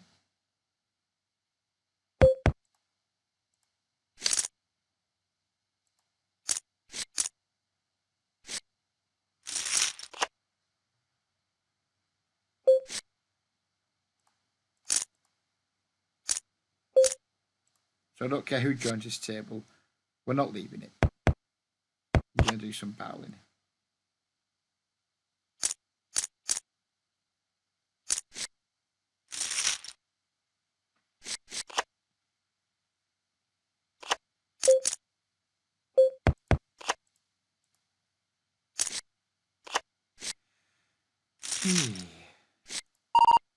A little stab against Mr. Any2. Goes with a big check raise. Man loves to raise.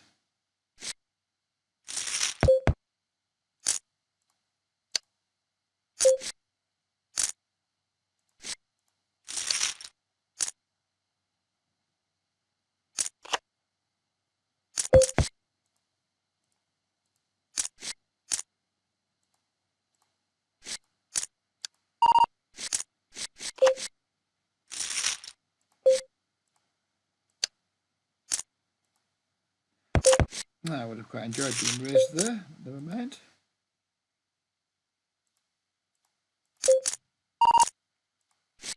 Leading out here, we're going to continue on lots of good turn cards. 6, 8, 7, 9, heart.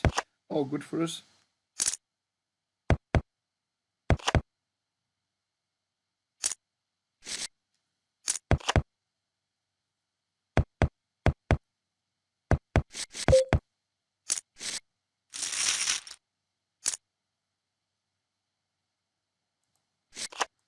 Sadly, the whale has left to be replaced by a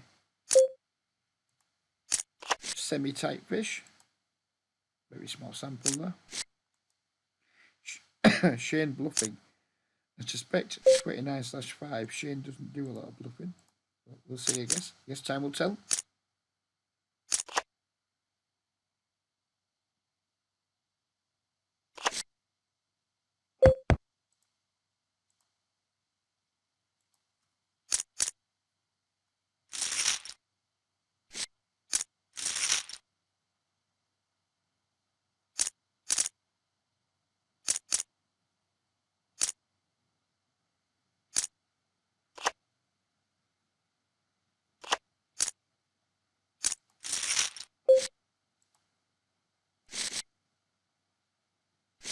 Why is Shane not putting chips on the table? Here we are. Let battle commence. Let battle commence. Oh, he's left. Maybe battle won't commence because I don't mind battling, but I don't really want to be playing heads up.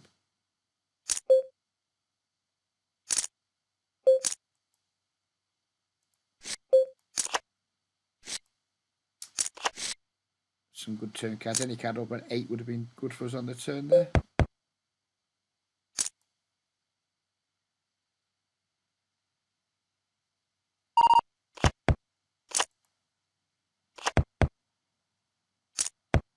Don't bet big. Gonna check it down here with our 10 jack. Does he call with ace high? Maybe sometimes. Give it a minute, see if anyone turns up. Oh well, never mind. He quits. So we're off to the pot. This might not be a 4-minute video at this rate if we keep having to pause to introduce new tables. Fuck it. We've changed it up. Could not be asked fucking around. Table selecting, no limit. We're trying to make a 4-table video. Something I'm more than happy to do because, you know, when I'm playing just on my own, not recording, I'm happy to just play 1 and 2 tables, waiting for the right tables to come up, etc. Pain in the ass when you try to make a long video, so fuck it. 5-card PLO from now to the end, so I suspect anyone who's made it this far, I'm going to lose a lot of yous. Sorry about that, but don't really give a fuck. I want to make a 4-hour video. Don't really give a fuck if nobody watches it. And this is what's going to see me all the way to the winning line. 5-card pot limit at Omaha, so I'll see you guys around sometime. And anyone that stays around to the end, then good for you.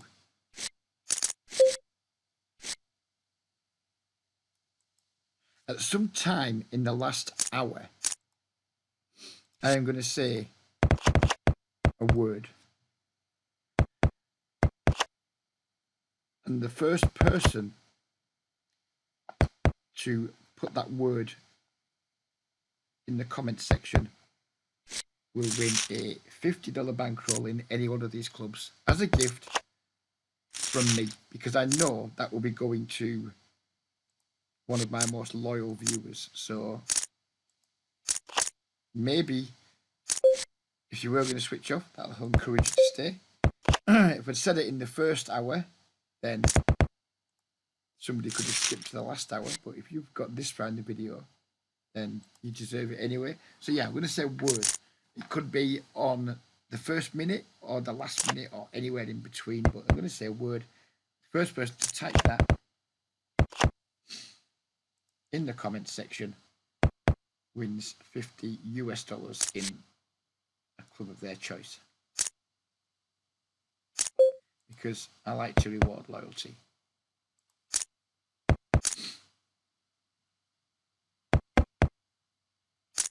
Here, by the way, this is $20. 10-cent, 20-cent 5-card PLO.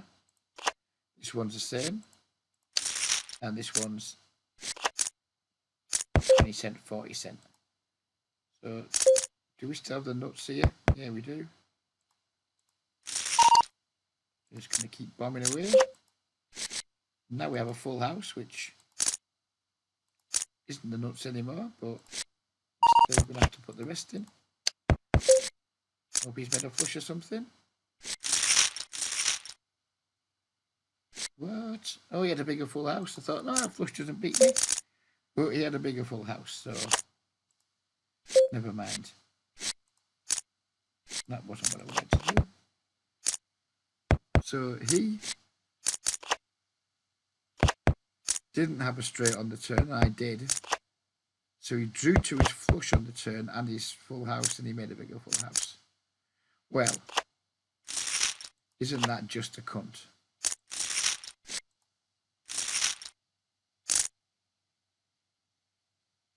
Isn't that just a cunt? There's going to be a lot of swearing in the next 2 hours. If you are sensitive to fuck, cunt, piss, shit, and bastard, then now is the time for you to bid me farewell.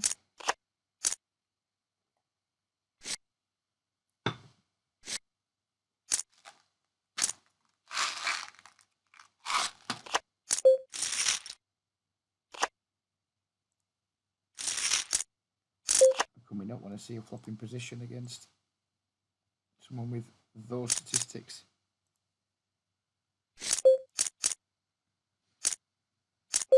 Zero interest in that post flop, but we were interested in pre-flop.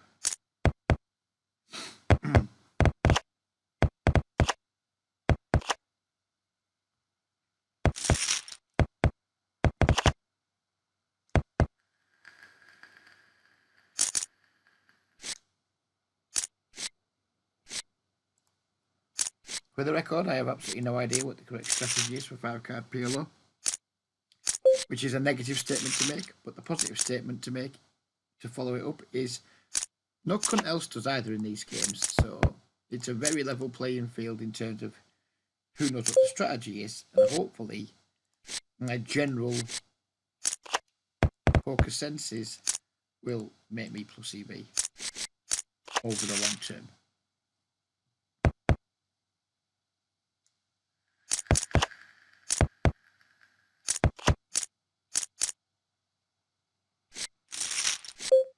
No, that's rubbish. I mean, 3 kings in your hand isn't what you want. We don't want the 6.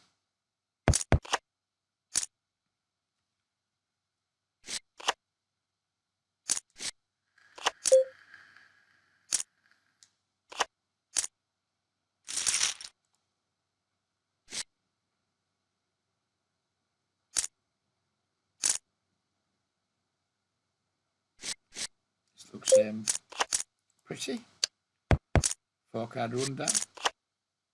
Not really too excited about my flush potential, but I'm excited about the rest. So we have any 10 jack or queen in the nuts.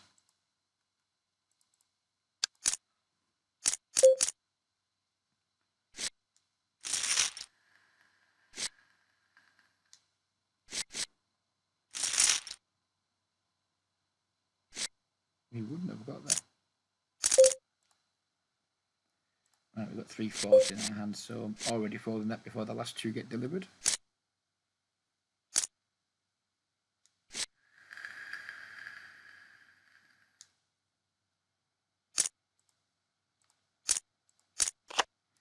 Two hours of 5-card PLO could get messy, but it also could be nicely profitable. Hopefully we keep all these 3 tables up for the duration of the 2 hours so we can calculate our wins or losses at the end easily.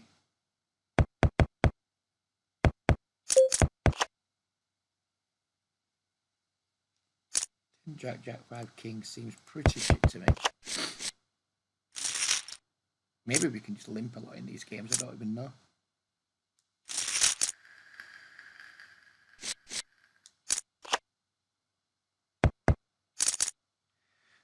What I do know is the nuts is pretty important in these games. You have a straddle. Fuck it. Let's do a lot of limping. Let's just play like we don't know what we're doing. 2 pair and a shit flush draw. Kick it off with a check.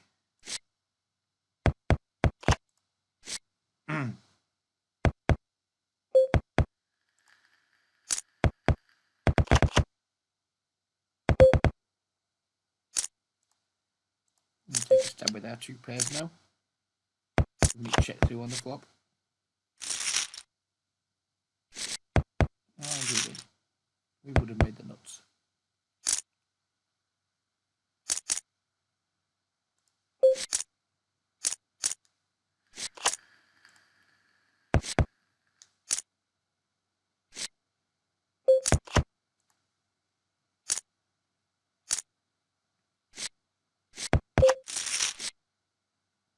Two pairs, backdoor flush draw, but we block the fuck out of it and nothing much else. Actually, a king would give us the nuts on the turn.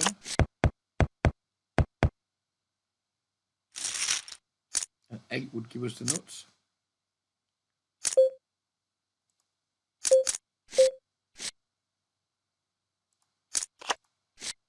A heart would keep us interested.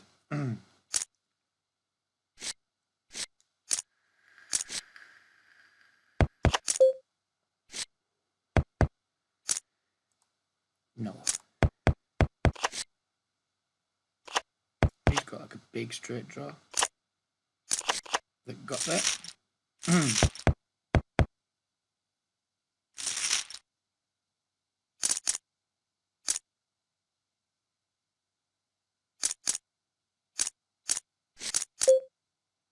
Hey. Okay, we have 2 set opportunities and an up flush draw pre.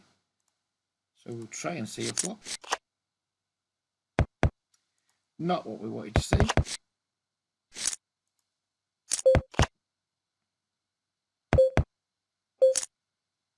And we're out. We have a weak straight draw here that we're going to bet.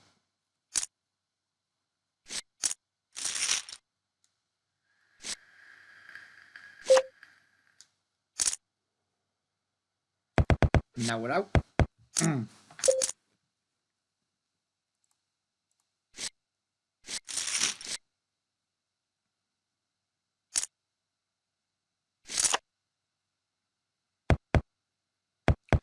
The aces with the suit.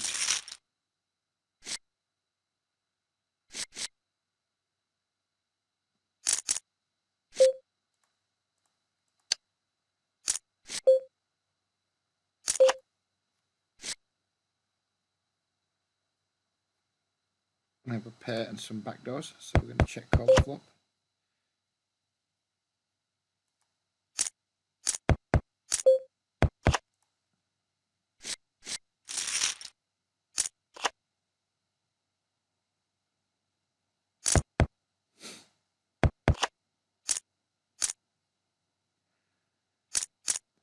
I was going to go offset mining here, but now we're not going to bother.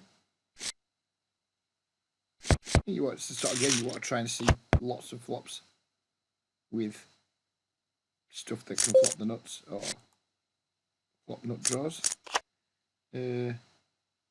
Straddle here. Just call the straddle. This guy's sitting out, so we're effectively in the cutoff.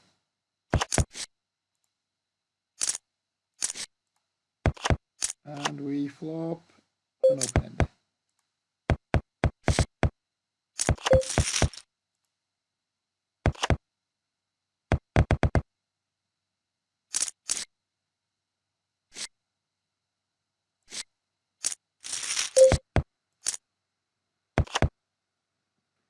And we do not improve.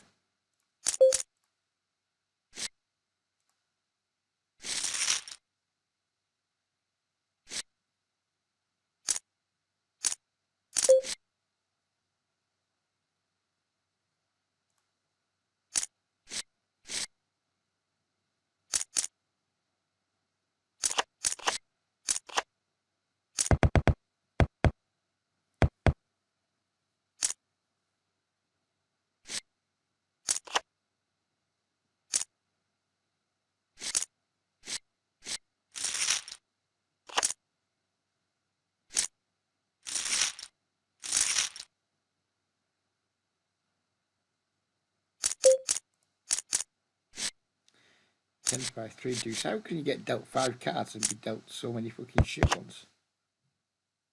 Here we have 2 strongish flush draws. I'm going to try and see a flop with. That seems like it has to be a good flop. We have top pair. We have a second nut flush draw. and a backdoor nut flush draw. So we like it.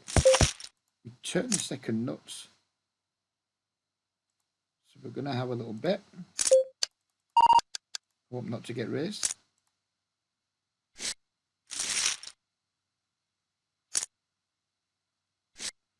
And we take it down. Try and see a flop with this, with the 7, 10, 9 jack. Try and make some straights. Tagged in the wrong colour. No straight. But 2 pairs.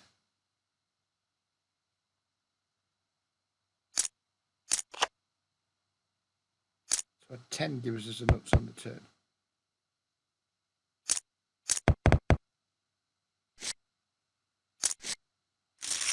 We won't be continuing versus the bet, though. We will have to continue versus a bet of that size. Some backdoor straight potential. Now our hand is virtually worthless.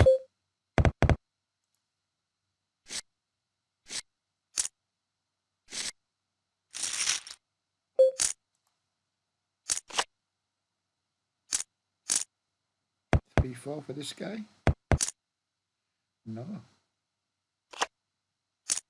He wins anyway. We didn't have the 3, 4.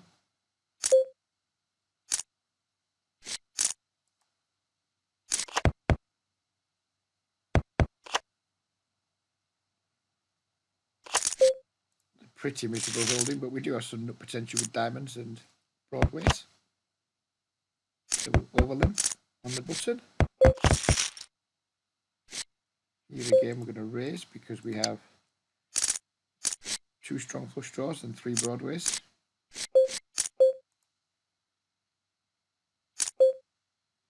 We have been 3 bet. We're going to see a flop. Hope to connect. Do we not connect? How could we possibly miss everything there? We have that. Don't even have a backdoor to think. Well, we have backdoor diamonds, backdoor whatnots, but yeah. I was hoping to flop something there we could put the rest in with, but we didn't.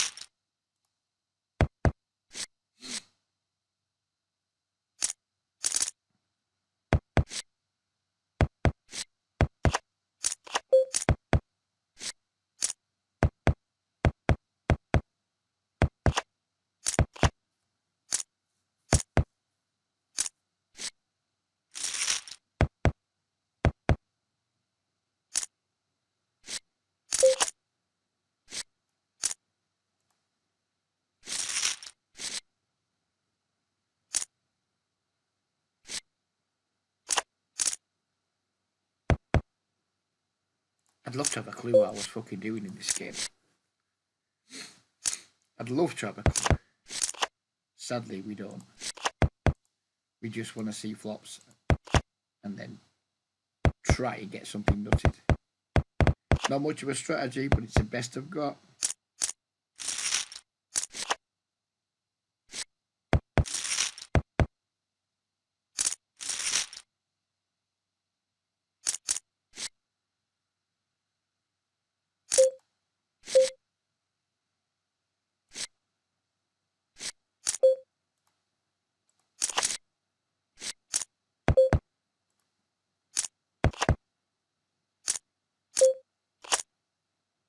Two pairs.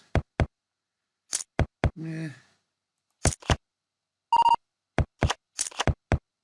Straight. Hopefully it wins. No, it does not win.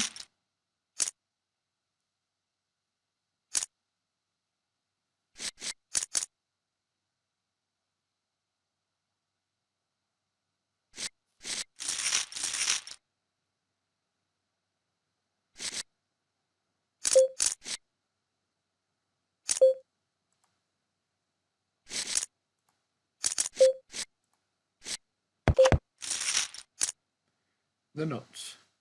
With a backdoor second nut flush draw. Don't think this is the game for slow playing and trapping. No longer the nuts.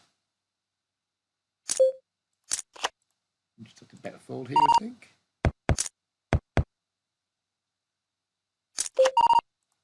And again, just better fold river.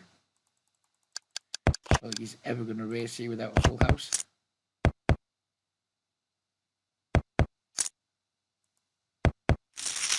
He had a full house and didn't race. We need to top up, don't we? Fuck, he just top up for the maximum as well. Fuck, he can't be asked kicking around.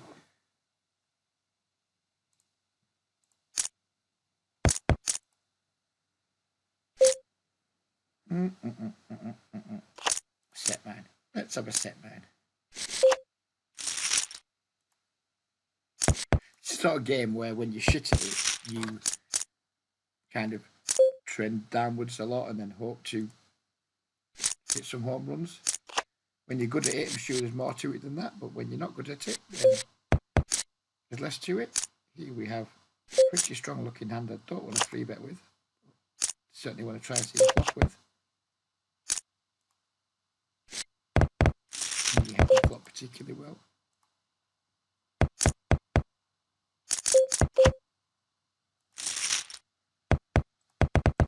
I have a little race here with our kind of run down with a nut suit, even though we'd prefer not to have the extra diamond.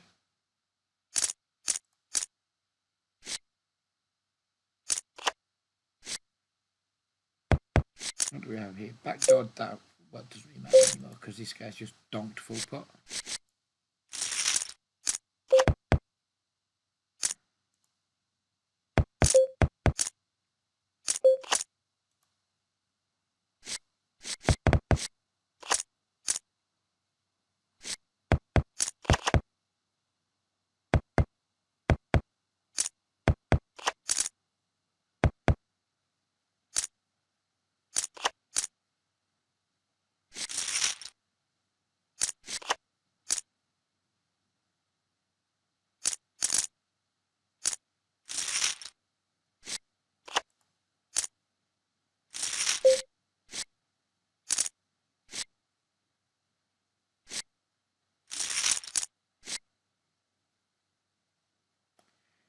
We're going to have a little race here, I think, if it falls to us. And the same here. Isolating the straddle.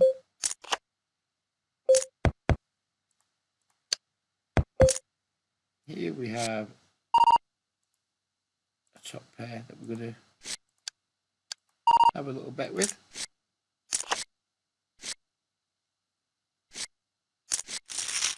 Get called. We don't see any black ones on the turn. It doesn't matter anyway, we're not going to see a turn. Seeing a turn is not on our to-do list. We have a set there again. We have set against set. Boy, were we in rough shape.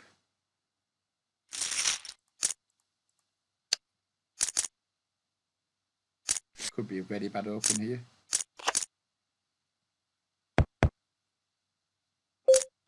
I'm going to go for the ISO with the kings. Bad flop on table 1. Squeezed on table 2, and our hand's nowhere near strong enough to try and take pocket aces on with. We would have flopped really well though. The ISO with the double suited broadways. We rivered a flush, but it's second nut flush, isn't it? I mean, my guess is we have to pay off here with the second nut flush and just lose to the nuts always. Or win, which is nice.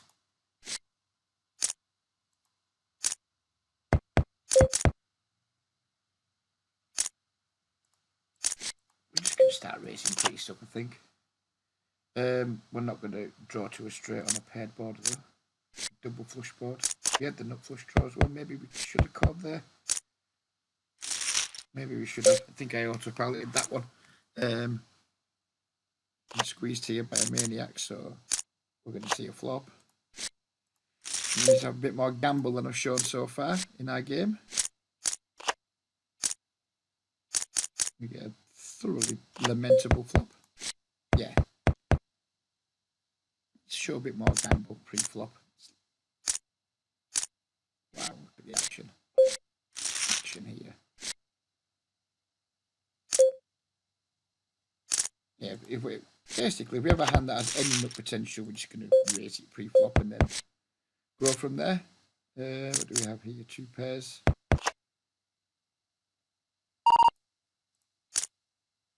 Top 2 pairs nonetheless.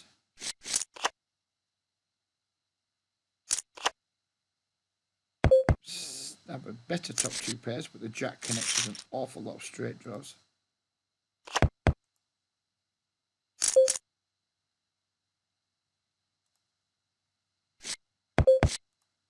Show it down, hope to win. And we did.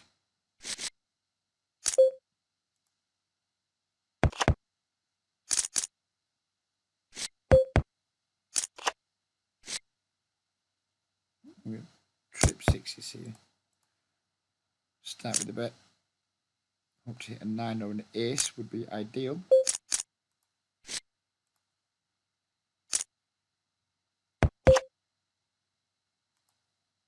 Here we have a pair and a nut flush draw.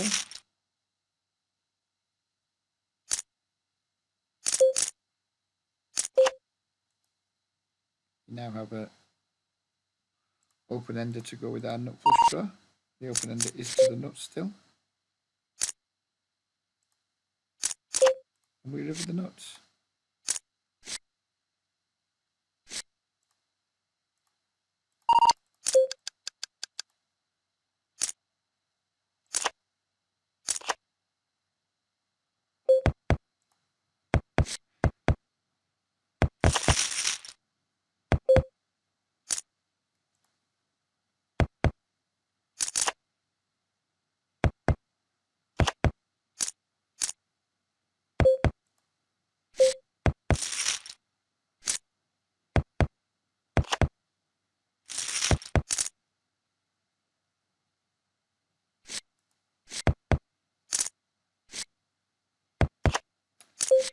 Lots of high cards here. Our flush is unlikely to come in, but we're going to be defending it. Just the high card strength. Of course, it comes all low cards.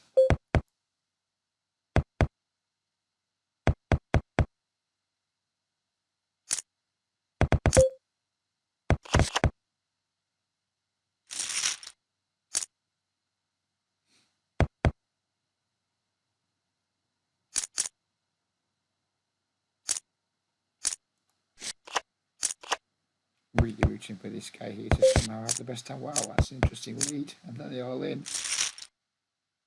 Surely you can't fold for 32 big blinds more after pot leading the turn. River, sorry. But he can, and then he quits. Interesting times. Very interested. We're going to be 3-betting here. If this guy opens. Probably just 3-betting if anybody opens, actually. Now this feels dirty because this guy's sitting out, but we have a raising hand. I wouldn't do it if we didn't have a raising hand. I wouldn't abuse a sitter outer. Yeah, right. That's just to pop another table in there. Will not be hard to find. Will not take more than 30 seconds because traffic is good in these games. Let's get the filter on so we're not looking at the lower stake stuff. A little raise there because it looks pretty.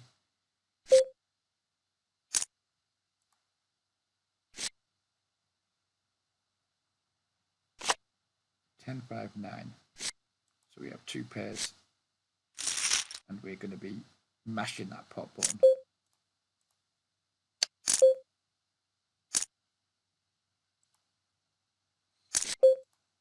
And we have exactly 50% equity, 62%, 100%. Happy days. Oh, we're going to be delving into some high stake stuff. This is $60 buying game. Okay, we're not going to be because sadly it filled quickly. Looks like a decent game too. Don't do waitlist though. Just wait for another table to pop up in here and slide it in.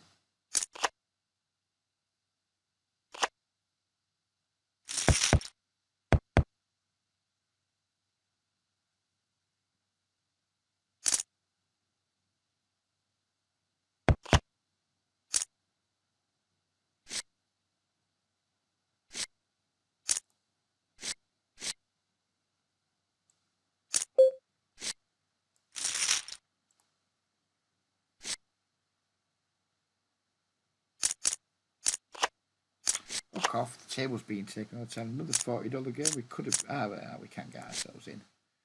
Happy days. Just buying for the maximum because can't be asked figuring out what else to buy in for.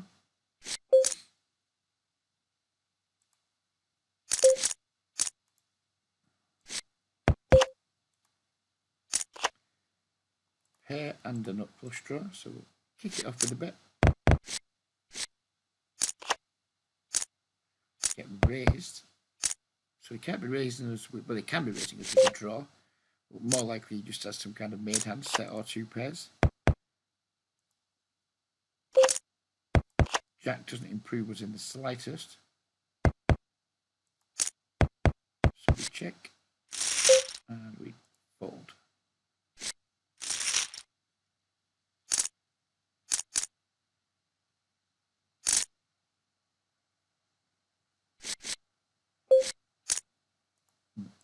ISO here with 3 broadways and some mediocre flush potential against a very fun player. We get instantly 4-bet or 3-bet, I suppose, and against someone who looks like they're a regular with a hand as pathetic as that, we just get the hell out of there.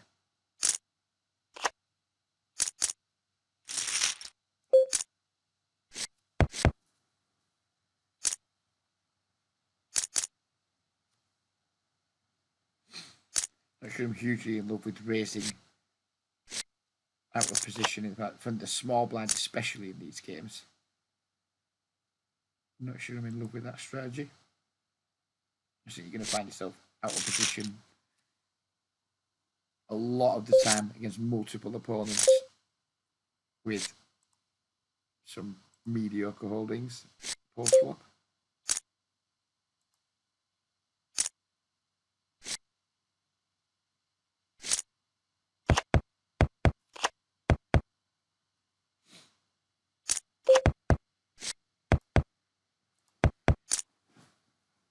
Surprises me just how often you fucking miss completely in games where you have 5 cards pre-flop, but you can completely miss way more often than I thought was possible when I first started playing.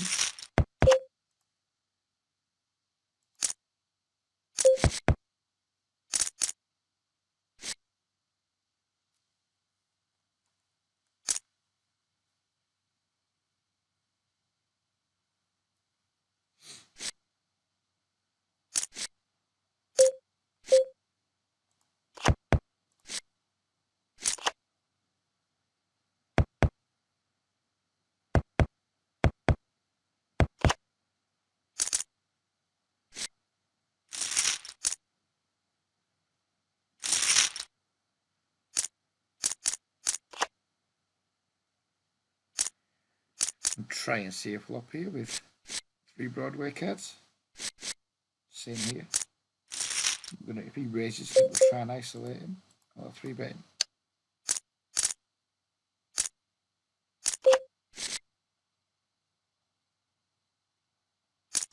Again, we don't flop particularly well.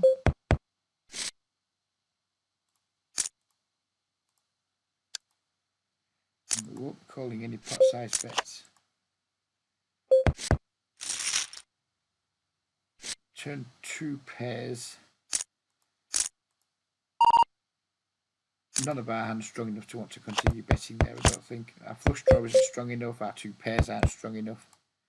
Press the wrong button there. Just going to check back and expect to lose a lot, especially when the jack pairs the river. We don't, we win, because he was calling us with a worse flush draw and a gut shot, which I guess is reasonable.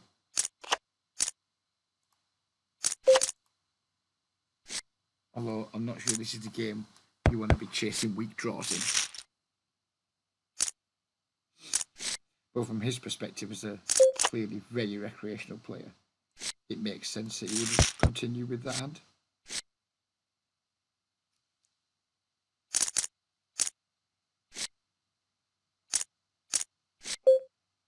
I'm going to try and isolate this straddle with a very weak hand. But we just want to get after this guy because I've seen these guys run up some monster stacks because they don't have full buttons, but I've also seen them just fucking torch through money because they don't have full buttons. This guy's gone with the squeeze again, and if he comes, he's bringing me. Might bring me anyway because fuck this guy with his, albeit remarkably small sample size. Fuck it. Got a lot of cards. We've flopped about as well as we could hope. Let's go. We've flopped just so we can see. Second nut flush draw and an open ender.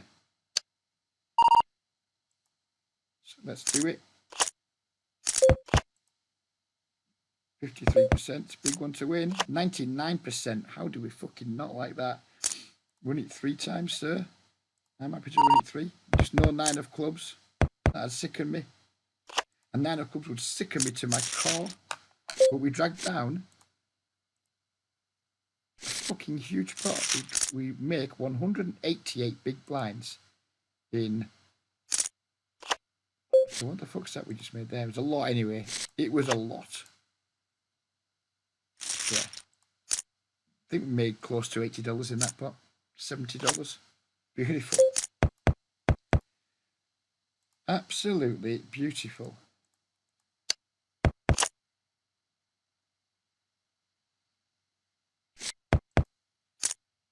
I don't even know if what I did was any good there. I suspect pre-flop was shit and post-flop was fine.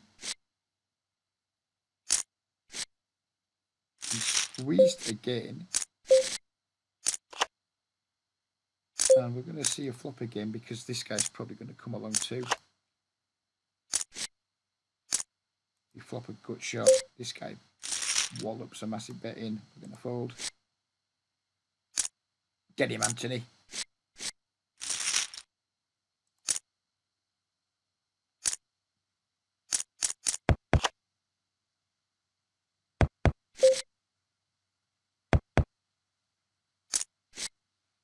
Getting some very fun spots at this table. Almost 400 blinds deep if someone else catches up with our stack. We're getting some incredibly funny spots in a game where I have no fucking clue what I'm doing in, really. So stick around for the spew.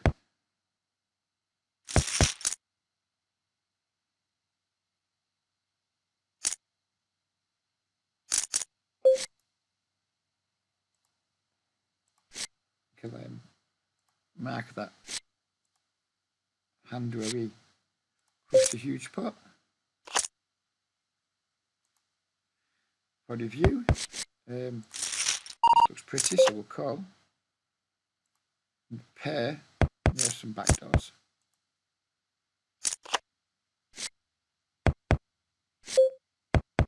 This looks pretty enough to try and isolate from the cut up, I think. This dude c-bets. I don't even know what we fucking got here. What have we fucking got? We just got a pair of 10s and some shit backdoors. Well, the diamond backdoor's pretty decent, but not from our position. Here we flop a top pair and a backdoor flush draw. I'm not going to c-bet because being raised would suck. Now turn an open ender, not to the nuts, and a nut flush draw. I think now we can just bet and cry and call it off if he chips it in our face. If he jams here, we are behind, but I would hope we'd have enough outs. Now we've rivered 2 pairs that I suspect isn't good. So we're going to take our showdown value. And it was good. So what the fuck do I know?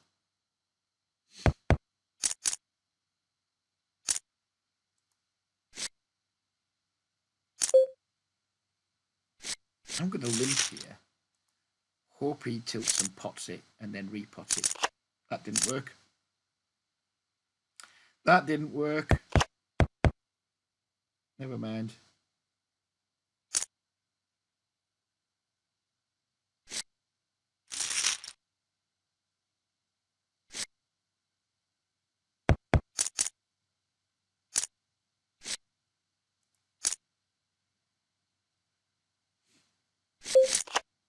I'm going to flat here with our pair of queens and potential nut flush draw. We flop the effective nuts.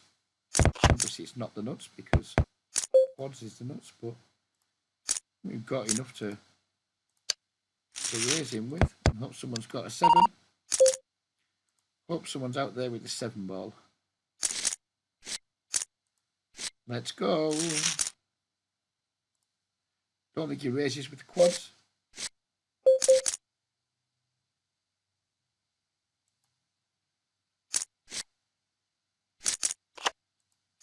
He is drawing to 1-7. Give him a chance to win it 3. I know he won't do it, but we'll give him a chance anyway. Do not hit a 7 on me. Do not hit a 7 on me. Do not hit a 7 on me. Thank you.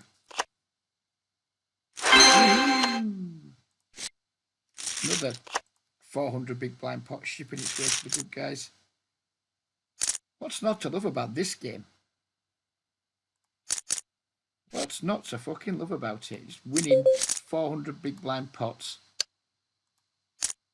Absolutely all over the fucking show. I think we wasted 2 hours on some boring no limit shit. Oh, is that the nuts again? Oh, yes.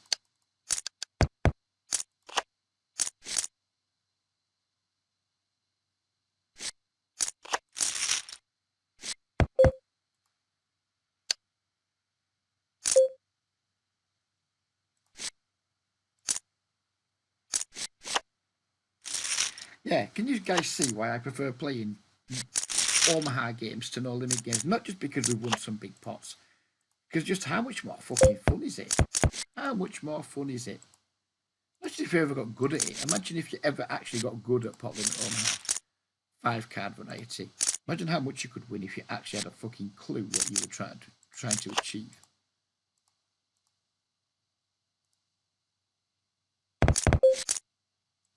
Because we are crushing due to 2 massive coolers we were on the right side of. Go the coolers!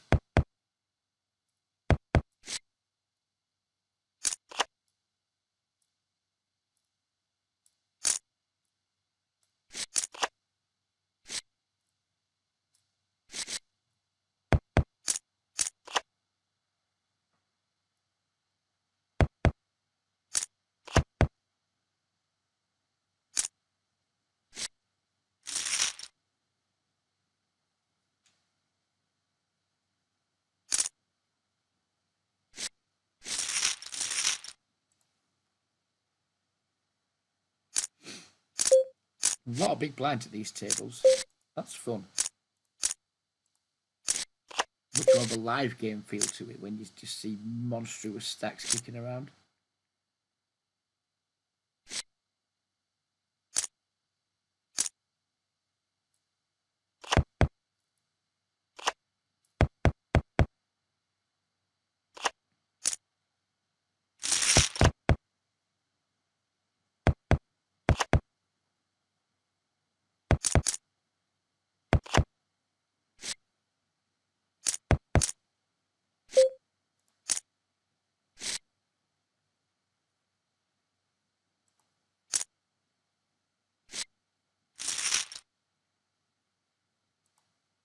Had a bit of everything in this video, hasn't it? It's had some no limit for the no limit enthusiasts.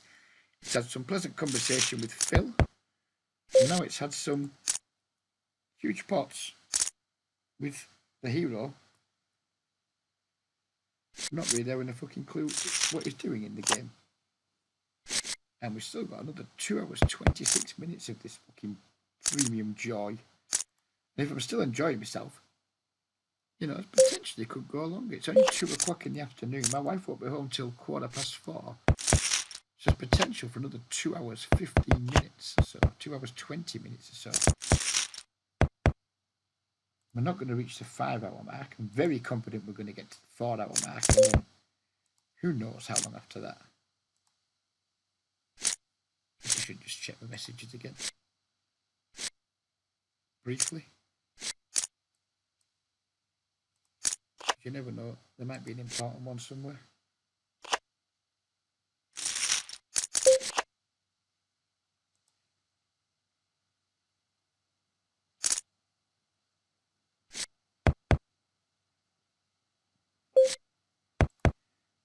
Phil has messaged me. He'll understand that now's not a good time for me to respond. So that's the only one at the moment. I can respond to that later. And post about basically saying if you voted Tory last election, it's your fault kids in Britain are starving. Is getting some likes. Oh, look at this. Lots of premium joy in this hand. Super Primo Joy hand. Here we just haven't got anything to get too excited about, but no, we're in a multi-way pot. We're not going to bother. We do turn a straight, although it's not a particularly exciting one. Don't suppose we can fold yet.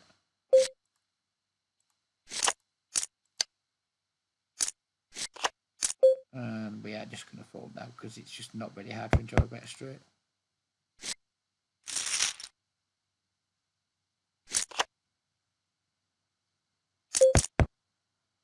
You know what's especially joyous about those 400 big blind pots, who were both in the biggest games we've played so far today. So that is especially joyous.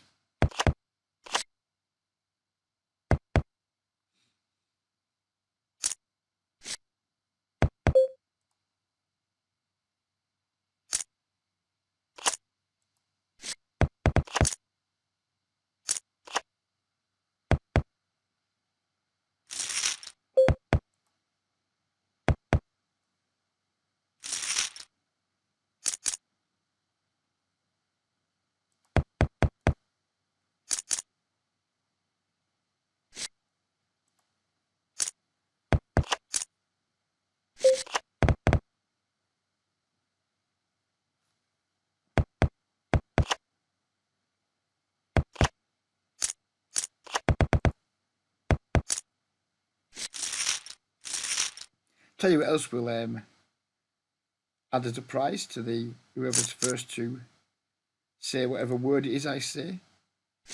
They get to choose my next avatar as long as it's not anything gratuitous or offensive. By offensive, I mean anything racist, anything homophobic, anything sexist. You know, you can't just choose a big pair of tits or a hairy arsehole. You know, but it can be your favourite. No, I want to be careful what I say here. It can be like your favourite actor, singer, sports star, etc. But what it can't be is it can't be a footballer from a club I fucking despise. So it cannot be a Manchester United player. But it can be anything else that isn't gratuitously offensive. I'm going to check back now with our weak pair draw, etc. We've turned trip queens. River trip queens, sorry, but on this board it's just not worth a wank. This looks pretty, so we're raising it. Maybe that's just what we should start our starting hand definition as. Does it look pretty? Yes. In that case, I raise. And I don't fold. And we flop 2 pairs. I think we just check and get it in again on this dryer flop with 2 pair. Rates to be the best time. We block sets, of course. I mean, do we just bet here and call it off? I don't know, but feels like he shouldn't. I mean, he can have some random 8-7 and stuff, I suppose. This is a problem with this game. You know, he's probably 3-bet me with like just aces, ace, ace, XX, etc. But, you know, who knows what his fucking danglers are. Maybe that bet was really bad. Because now what do we have? We have 2 pairs. I just think we have to fold, I think that turn bet was really quite bad. I think we could just have maybe checked again. Because I was focused there on the fact he probably just has like aces or something. He's 3-bet pre-flop with and then just hits the flop. So like, let's bet for protection, make sure he doesn't get there with some other random stuff. And maybe his random stuff was already there. You know, you've got 3 other cards to go with his, what felt to me like 2 aces. When he checks back the flop, I'm even more convinced it's just 2 aces. So then I bomb the turn and get shut out. Don't think that was good by me. Heads up pot though. Against this dude with a good shot and some back doors. I'm just going to go with it. 40%. We have our favourite. And then we lose.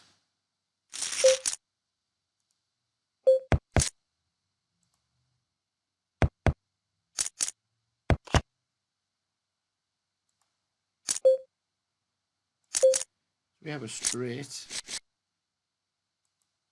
Not that hard for him to have a flush. I'm going to fold.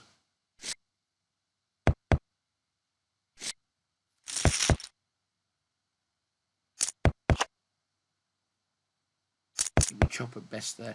I don't think he's betting worse than Broadway there. So I think we're chopping or losing. Could be wrong, but well.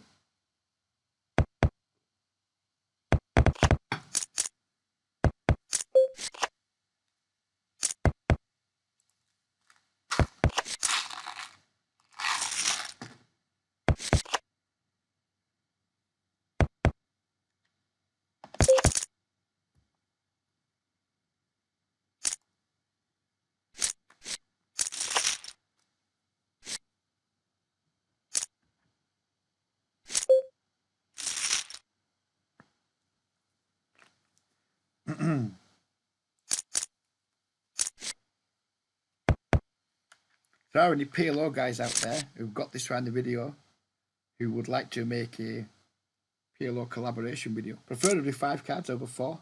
Not 6 though, because that game's just fucking mental.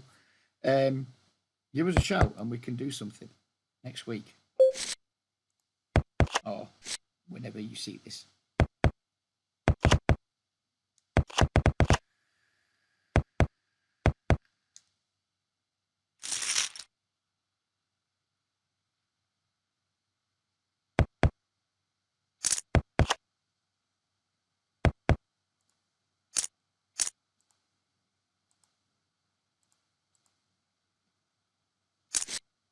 I'm going to give this guy a big tech. He's got tightish stats. Don't think he's that much good, but at least he's relatively tight for this game. I couldn't look at my stats for this game because they are from heavily influenced by PLO 4 cards when I was just too tight. But there's no way I'm just a 2013 in the 5 card game. Although, by the same token, there's no way I'm a loose player. This looks pretty enough to race from the bottom with. Not over limp now though. He's limped in of not many big blinds.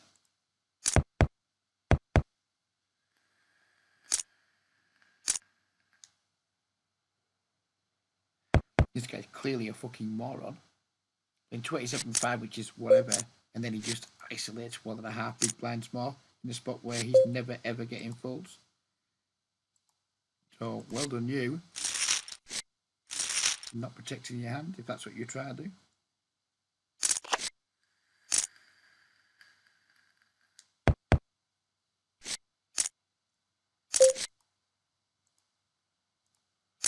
Call here with 2 pairs for now, so just bottom 2 and not too excited by it. Had a flush draw. We could be fucked always up here. Could have a better made hand and a better draw.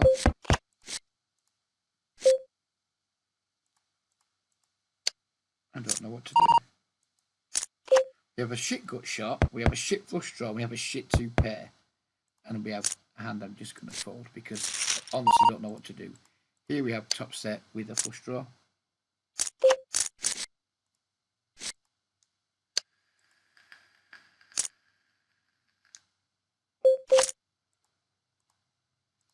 We river top full house. It is a diamond. We're going to check raise here. Try to. Oh, fuck off. Thought he had to get there with that. I thought he had, whatever he had to have got there.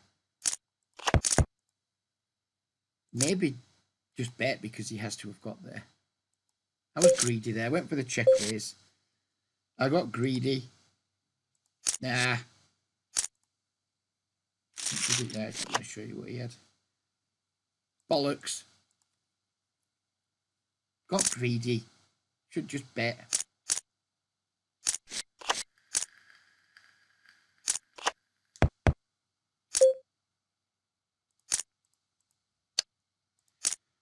sit on the button with our double suited kings. Keep tagging the fish that just keep fucking... Look how fucking amazing these games are.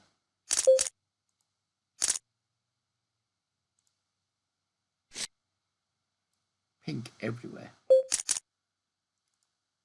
He should be pink. He's VP over 50. That is a rotten flop for us in a heavily multi-way flop. We have a shit gut shot and we have 2 shit backdoor flush draws. And a king. So I would be delighted to assume would be the nuts.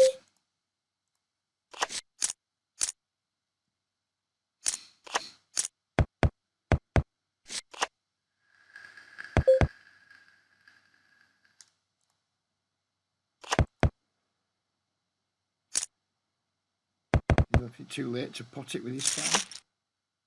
Has he left it too late to pot it with his 5? Didn't have a 5. He did have a full house though.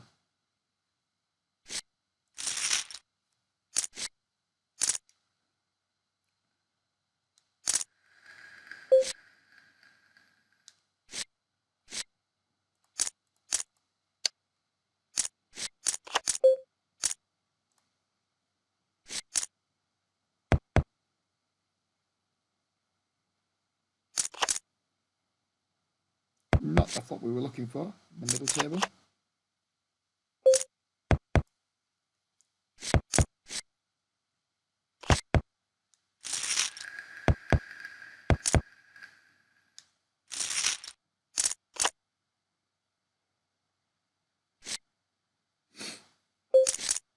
No idea, but we've got the button and a suited ace, so we're going to raise it.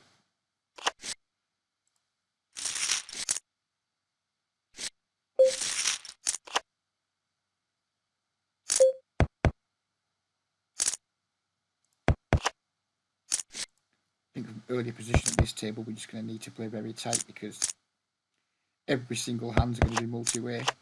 That is beyond doubt, given the V-pips of all our opponents.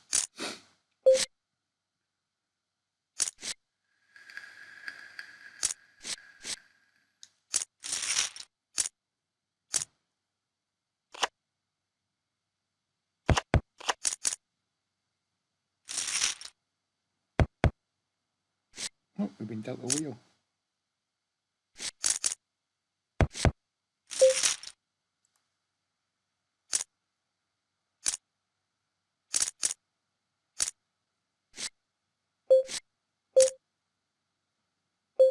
Nope. And nope.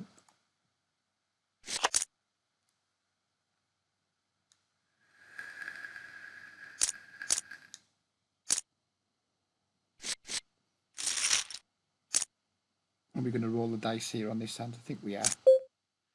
We're going to roll the dice. We're getting like 4-1 pre-flop. What have we got? Fuck all, I think. I'm sure you haven't got a betting hand. If he goes all in and no one else calls, we probably have a calling hand. Oh, we have a jack to a straight, some backdoor flush potential.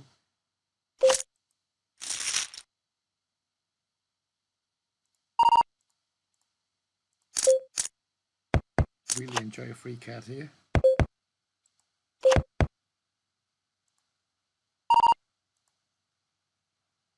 We do back into the straight, but we're not going to bet with it. Oh, don't time out with your aces, Rich. Oh, time out with the aces. No. We won that pot somehow. This pot, all of a sudden we've been left with just a pair of kings. Take our showdown and win.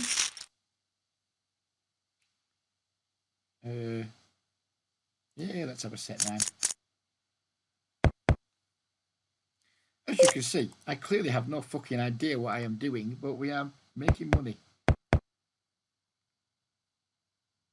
I got very lost for a few moments there. We timed out with the aces. I had no fucking clue what I was doing over here. And over here I had no real clue. What did he actually win the hand with? Oh, I won it. Oh, there you fucking go then. We have a set here, but we're not going to bet it. We will call one big blind though. Of that you can be certain. Pair that fucking board. That's a full house. And we are just going to bet that we're not going to make the same mistake that we made last time by checking. That's what we're not going to do.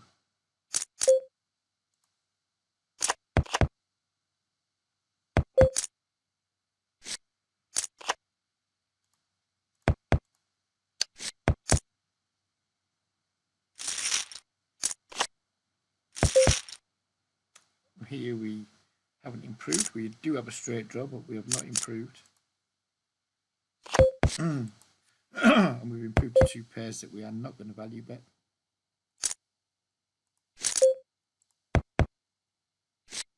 But we're going to win anyway.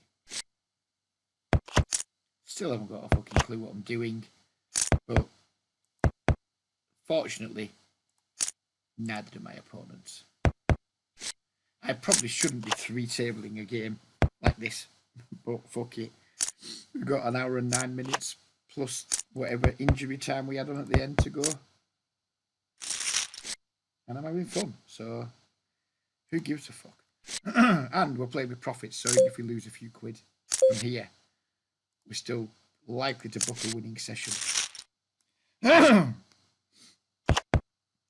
do we up at this table? That's $80 up there. Plus another 60. That's 140 up. Down about 16. So up around 120 at PLO. I think we probably lost a little bit at no limit. We're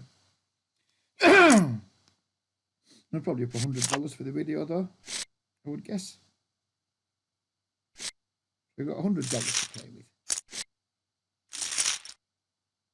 before we get sad about having a losing session. It may or may not come with like this. This looks pretty.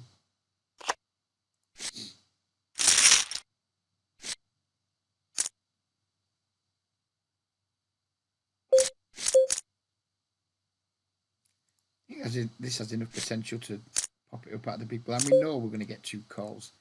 I think the hand has enough potential to raise. Don't want to see like an all low flop.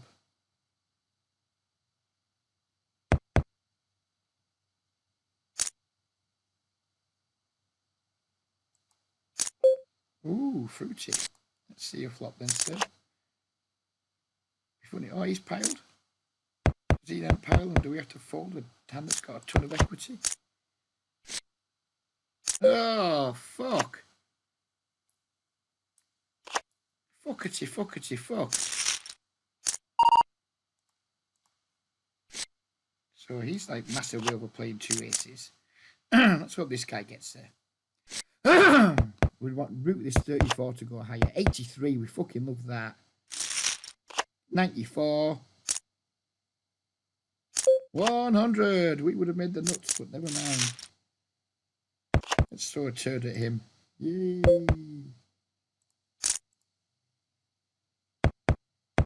How not to play aces. How big a pot would we have won there had he not had enough to reopen the betting? Oh man, we'd have won a big pot. But we got to anti-rail the prick, so almost as good as money.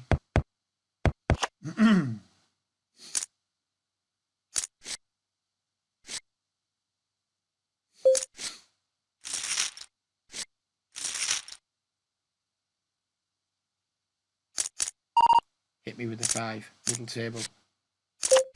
Okay, don't then.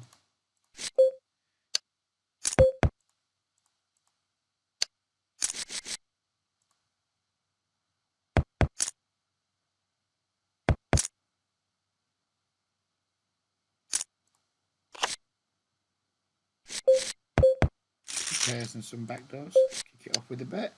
Some land on us for not very much. Oh, 32%, that's not good. 2%. Wow, we are in rough shape. 0%. Nice answer. Nice hand.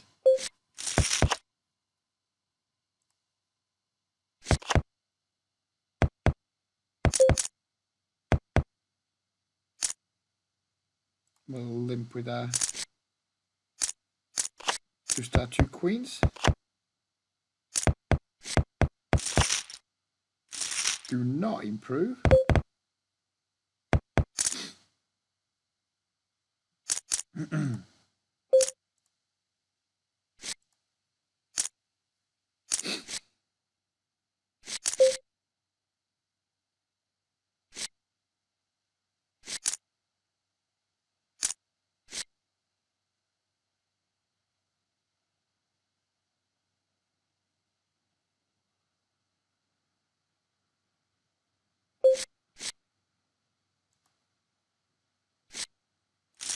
He's going to get the yellow tag. He looks extreme, like weak nut peddler. Like us, really. Would absolutely yellow tag myself if I was playing in these games against me. I'm not going to defend this hand against him. He's got no money to win.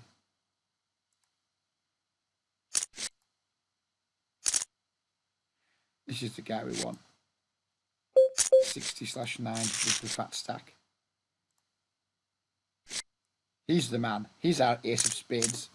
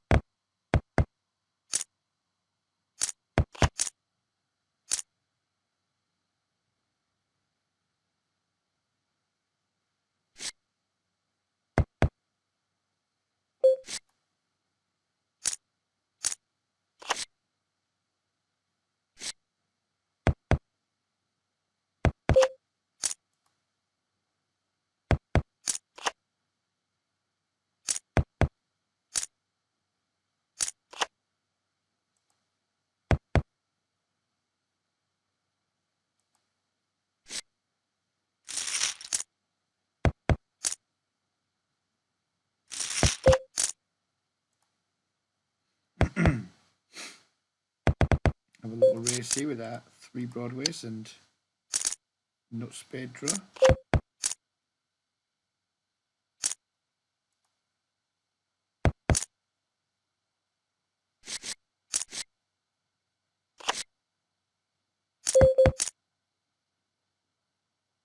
don't think it's a bet. I think it's probably going to be a check call. We turn the nuts.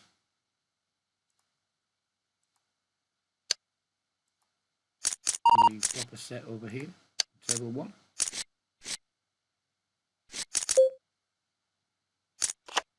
And we're free rolling over here.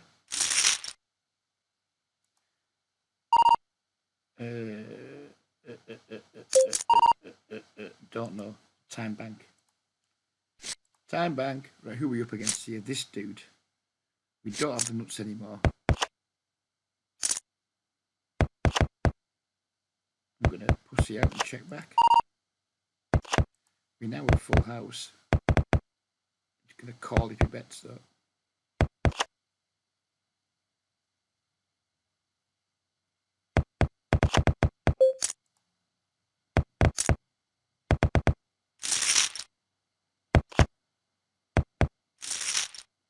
Could have got some value on that river, possibly by raising, but I'm not raising in this game without the nuts on the river. I'm just not doing it. Not today, not tomorrow, not next week, not next year.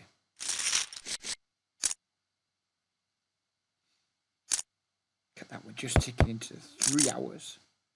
Longest video ever, comfortably.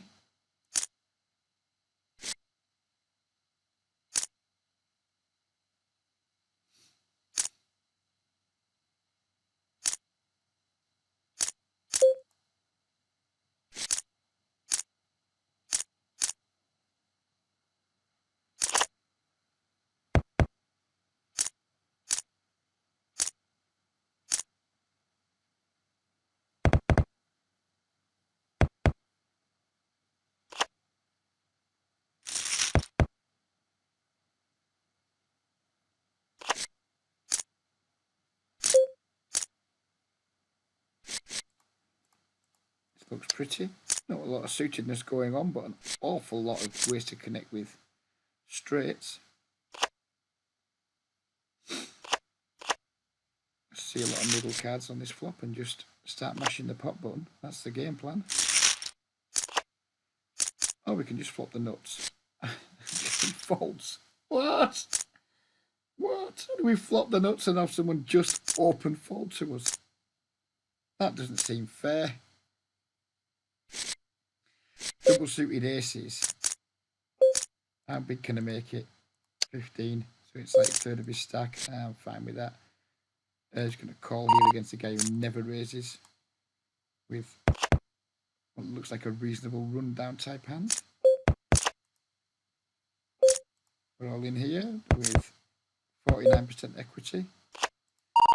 Got top set over here. And we've got 100% equity. Nice. Oh, quads, happy days. Not even paying attention to the board, I was just looking at my equity percentage. What do we have here? We have a pair. We have a straight flush draw. We've got to call with the straight flush draw. Of course we don't get there, but we had to call with the straight flush draw. Who ever folds a straight flush draw for 4.5 big blinds? Not even me. I'm a fucking mega nit. We have quads over here, and for some reason I didn't bet the turn. Hit quads twice and getting the alert. I'm suspecting you're going to hit quads quite a lot in these games because you have lots and lots of cards. That was a nice hit over here in that pot before. I didn't even really see what was happening. I just looked at the percentages and focused on other tables. Let's erase this from the button.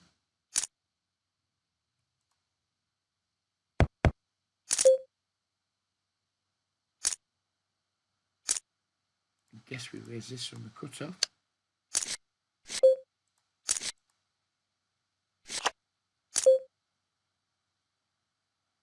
Against a bigger stack, I'd roll the dice, but we've got no nature we need if we get there. Here we have a gut shot to the nuts and one of the most pathetic flush draws you could ever wish to see, so we're out. Double suited aces here though. We like to see that.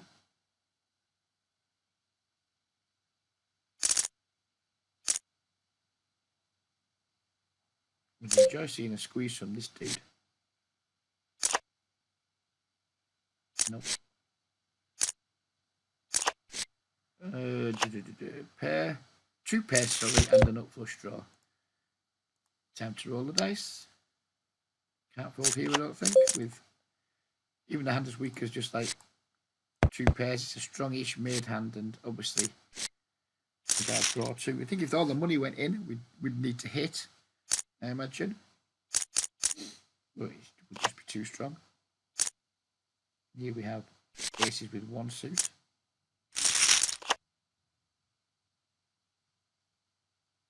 This guy's not going to raise, we know that much. Then we're going to complete. Oh, I did complete in the end. We flip the top as set. I'm not going to slow down. The board as coordinated as that, and we just take it down. What do we have over here? We have a... Do we have a good shot? I don't even fucking know. We have a hand that we can call half pot bet with though. I do know that much. Even against Nitty McNitface here. It's 2.5 blinds again. I'm going to call again. And we river a really shit flush. I'm just going to check back against him. And win.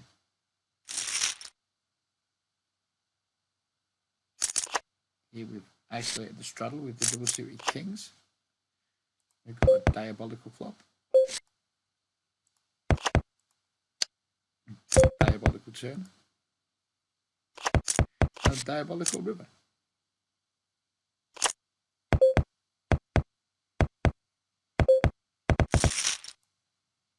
But here we've completely missed.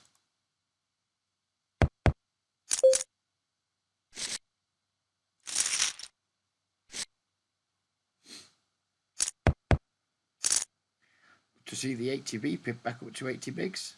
We'd love to see that. We fold here.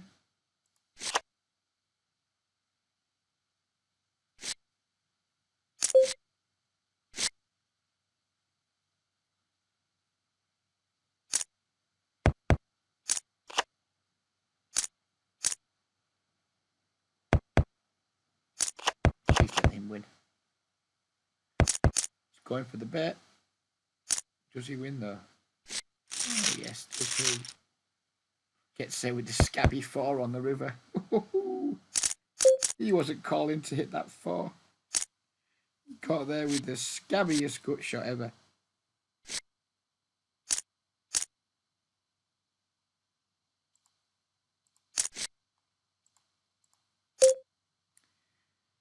Hey. Kings with just one suit. I really want to re-race that. Oh, against the 71.46 we probably should. Didn't realise he was so wild with his racing. Now we're in a shit spot because we need to be careful about what he can have, so we're just going to fold. Had I realised he was so wild with his racing, we'd just have 3-bet him pre-flop and rolled the dice for 30 bigs or whatever it was.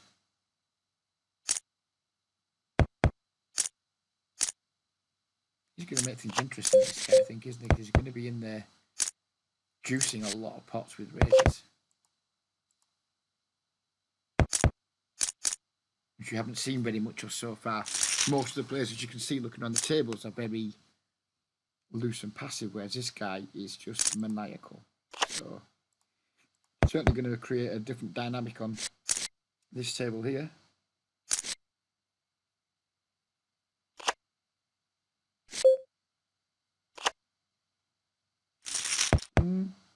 No, even if we hit, we haven't got enough. It's got no money. Oh, we would have hit 2. We would have gone runner nuts, but never mind.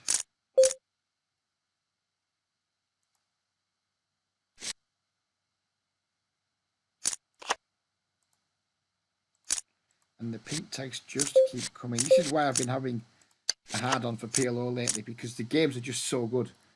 And even if I'm a bad player, all I need to do is get good.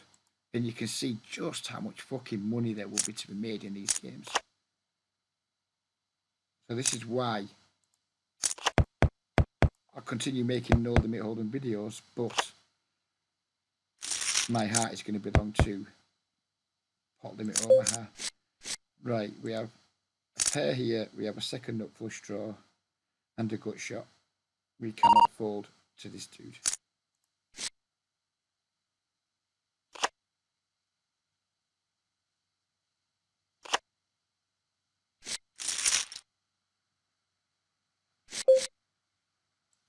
Probably a 10 out there. Now we have 2 pairs, and now he's checking. Do we go for it? I suspect we do.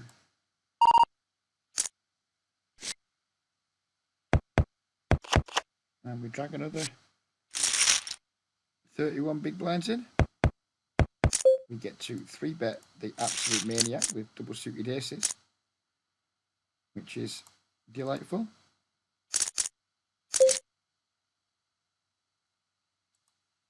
A very pretty hand over here. Careful not to get overwhelmed with the action that we're going to be having in a moment. So we isolate the straddle here.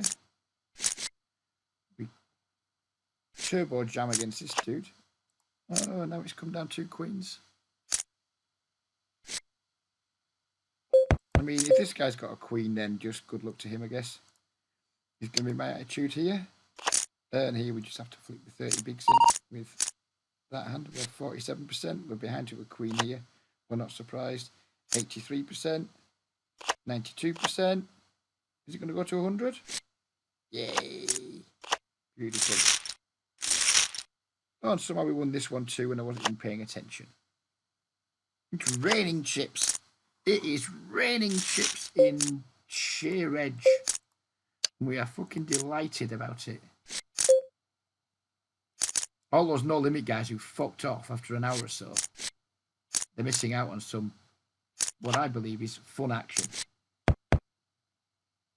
Right, What the fuck here? We've got middle set.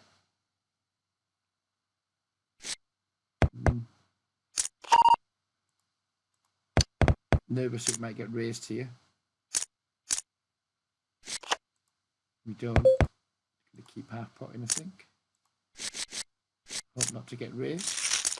That's a shit river. He's gonna donk, we're gonna fold. That's what's happening right here, right now. You heard it here first. Oh, his bet's so small. His bet's so small. We've rivered a straight. We're getting over 4-1 on the call, and this cunt only has flushes. Oh, have my money. Take. Oh, we won. Okay then. Okay then. Wow. What a fucking game. If he bets properly there, he wins.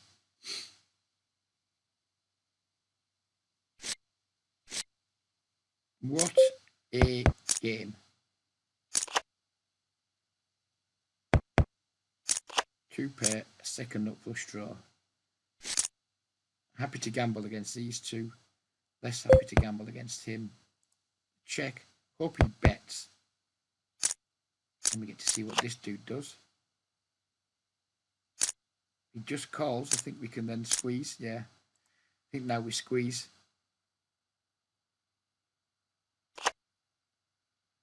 Top 2 pair, second nut flush draw against an 80v pip. We just have to, don't we? We just have to go for it. And we have just 31%. And we have 0%. But we won a side pot, so happy days. Even when we lose, we're winning it. Did we actually win money in that pot or not then? Oh, did we? Did we win some money in that pot?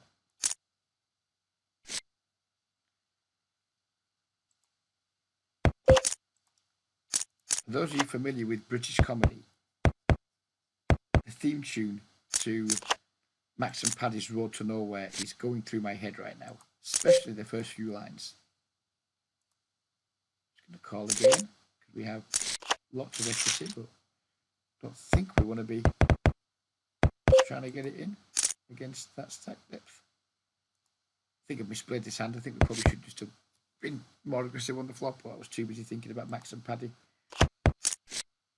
I would sing, but that would be terrible for all concerned, so we won't. If you're not familiar with Max and Paddy, if you're from a different country, you just put Max and Paddy theme tune or theme song, opening credits, whatever, into YouTube. You'll hear them singing words that are something like, don't know what we're doing, don't know where we're going. It feels like this PLO section of the video, but it's been an incredibly interesting journey. Even if we haven't known where we're going or what we're doing, we've travelled in the correct direction, probably more by luck than skill. We have trips here. We have a full house here. Although we could be still in bad shape. I'd like to see a flush come off, because then you can have some value that we beat. I mean, yeah, call and lose, I guess. Call and shop. There we go. We'll take it.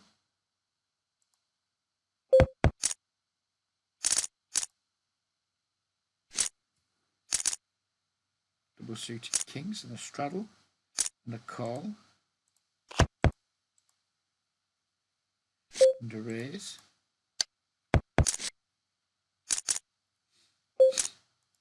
Queen. No. And that is a diabolical flop over here. What do we have here? We have one pair of fives. We have one pair of queens. And not much else. And we have a maniac who's bet. And we have a nit who's folding. Folding over here. Looking for this guy. What is he folding? He's proudly showing his 8 million spades off.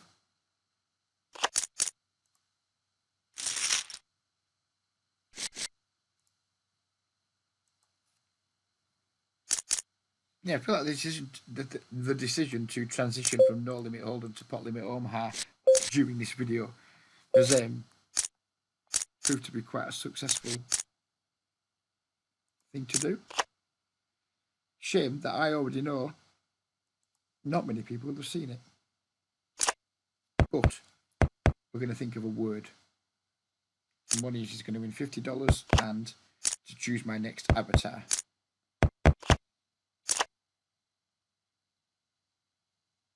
What is the word going to be? We'll have to decide what the word's going to be.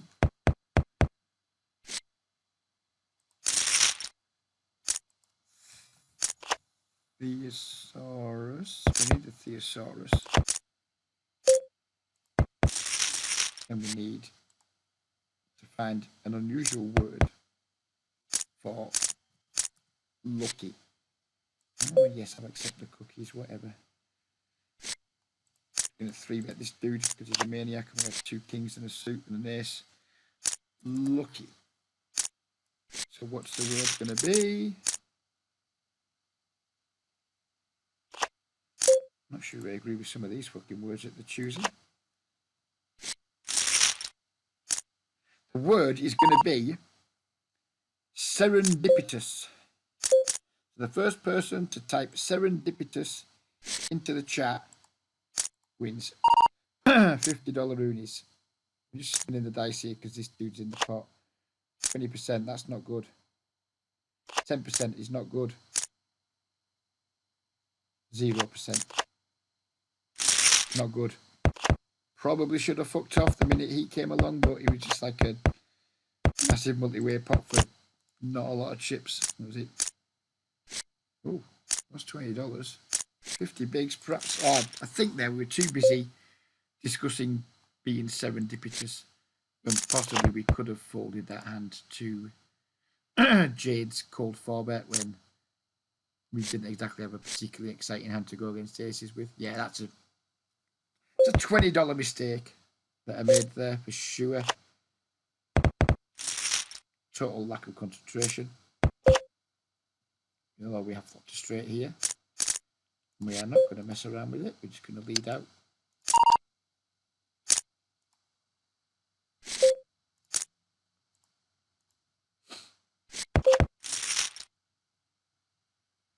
No real good turn cards for us. We just want to see a nice big fat high one, don't we? Like a king or something. 8 is a diabolical card because it pairs the board and it presents a flush draw opportunity. So that 8 of hearts can just fuck off, but we win anyway. So I guess we'll deal with it. Turn the second nuts here and lead out. Over here we have a second nut flush draw and a pair. Start with the bet, see what happens. Get called. Turn a gut shot to go with our second nut flush draw. We'll try something really exploitable here and just go with a small bet. And then we river what isn't the nuts, but what feels good. Just don't raise me. Really? Didn't raise a full house on the river? Really, sir? You couldn't find a raise with a full house? So we don't call raises on the river in these games. Because this dude flopped a set, didn't raise. River to full house, didn't raise when he only loses to like ace 7 and ace 3, which, given the line I took, I can almost never have. Guess we got away cheaply there.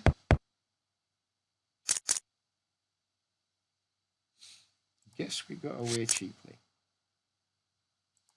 With this 700 big blind stack. I think we were losing at this table, but not anymore. Now we are. So we have 700 bigs at the table, but we're only up 63 bigs. Because I think we are in for quite a lot of bigs. Yeah, we're in for 640 bigs to begin with.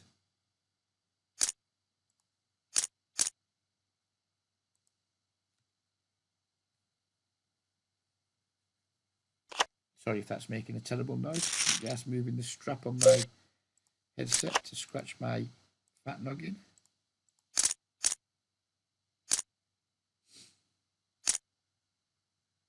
Seem to have gone a little bit dry in the card sense compared to where we were when we were just getting dealt all kinds of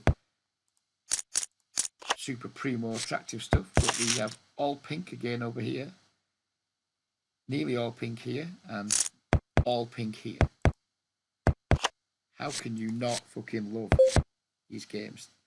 In fact, I'm going to screenshot that because it's literally almost all pink.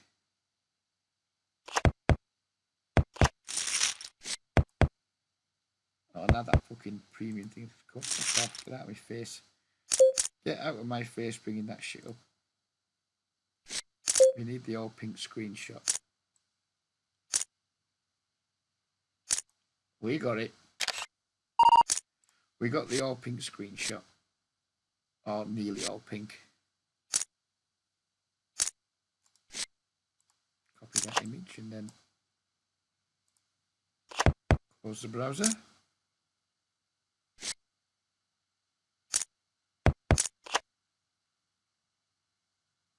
Turns out we would have had straights everywhere if we'd have played our hands.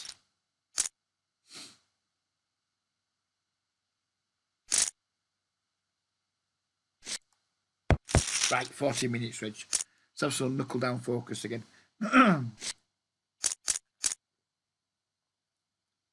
Try not to lose back your very ill-gotten gains.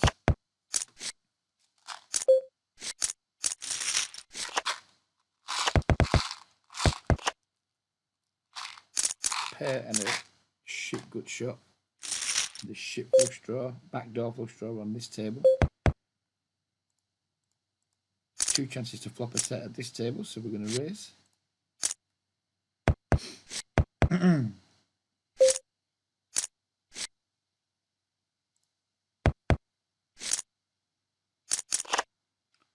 Two chances to flop a set, and we don't make either. Go with a very small bet because we do have a good shot to the nuts and some backdoors. We get jammed on, so we're going to fold. There's our hand is no good.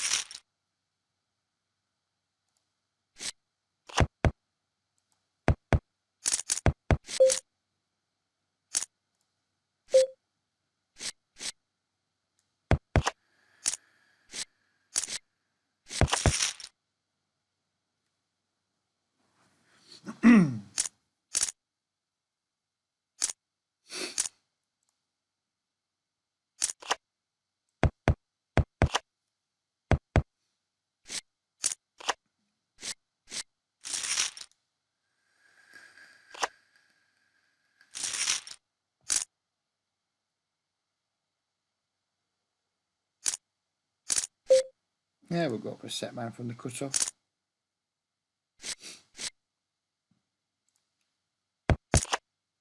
Set not delivered. Giving us another chance to turn it though. Still no set delivered, but we have been delivered a straight, which is to the nuts. So we're going to pot it.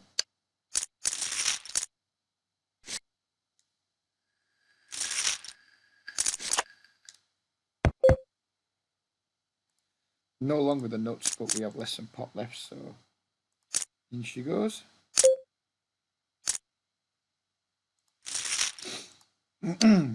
Pretty looking hand here that we're going to isolate with. This poor fucker's just been our bitch this session. It's been our total bitch.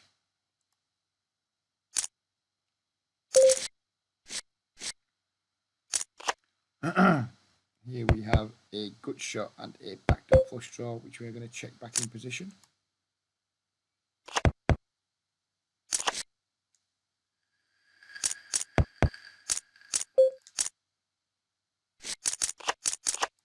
Now we have nothing. We hope this guy wins. Which he does.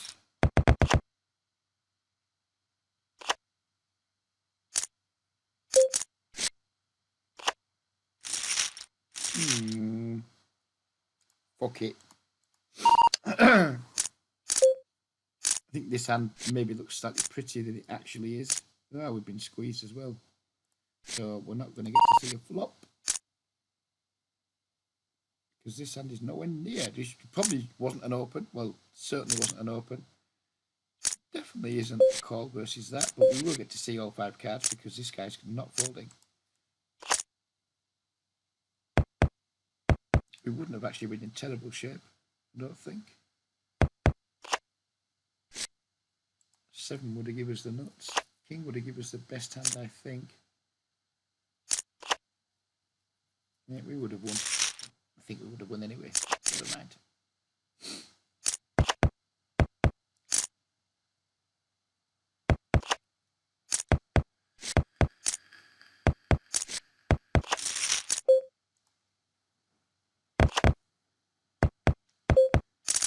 That is 3 aces.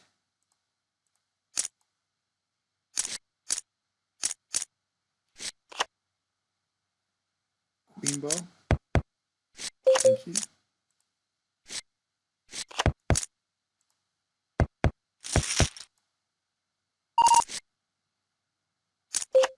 The only card we didn't want to see was a king, but I mean, how are we not betting this river?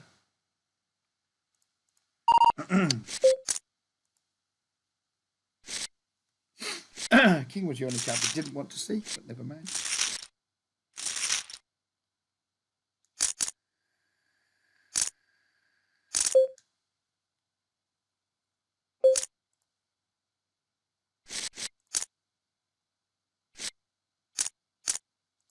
This hand's way too strong. We talked earlier about not raising out the blinds, but this hand's just way too strong to just complete the small blind with. Willing to pump with anyone.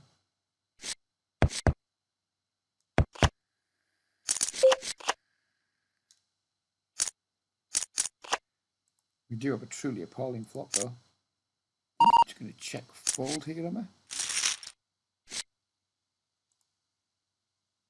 It's not our flop at all.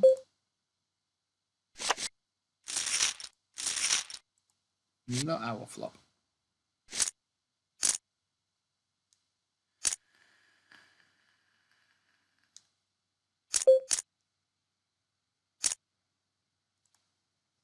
Overlink the button. Call the ISO. Should have overlinked the button here too.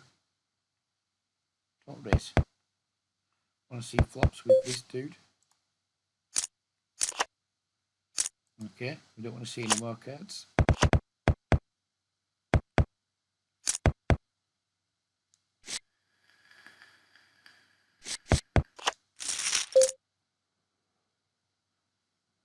Not willing to go top pair for half pot though. That's what I'm not willing to do. Now we have top 2. We decides to now pot it, which is disturbing. And we're just going to be a bitch.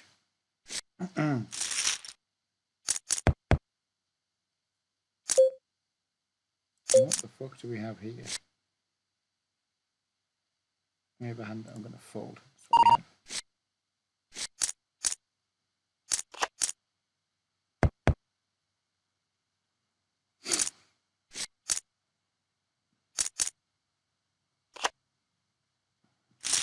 Two chances of a set again. 2 chances of a set breaks again. No interest in continuing.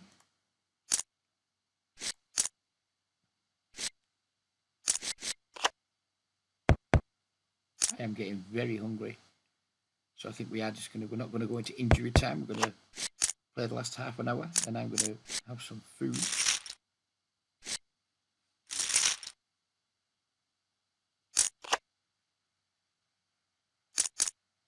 double suited aces. Happy days. Let's just keep mashing raise.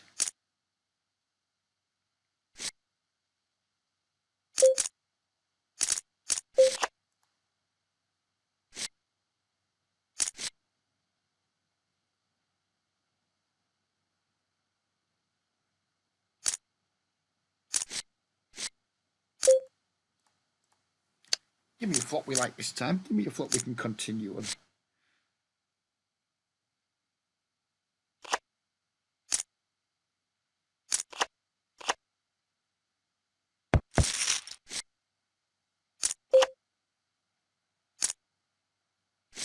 Okay.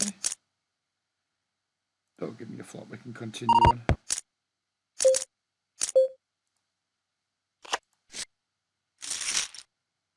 Bleeding it back at this table, aren't we? We had over 400 big blinds at one point. Bleeding, we're bleeding. I'm cramping my hand.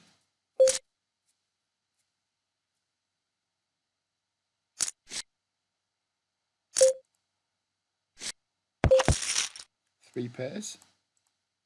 Pot.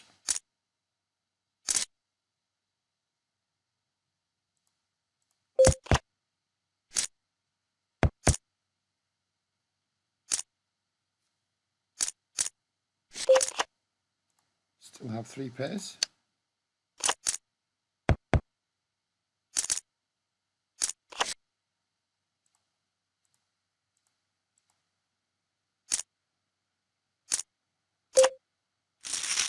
Now we have four pairs,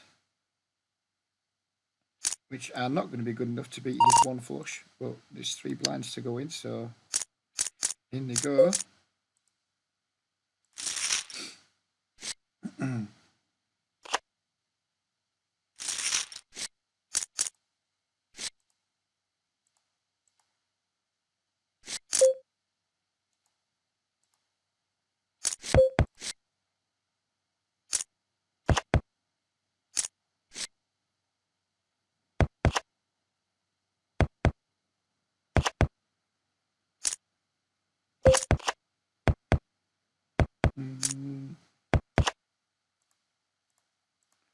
Open-ended to the nuts and backdoor flush,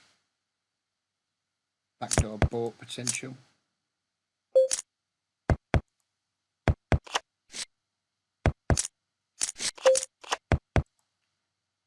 We now pick up the flush draw, but we now lose to ace 10. We're not going to bet and have him raise and have to call it off, and then we just get a disappointing river, so we're going to just check fold. And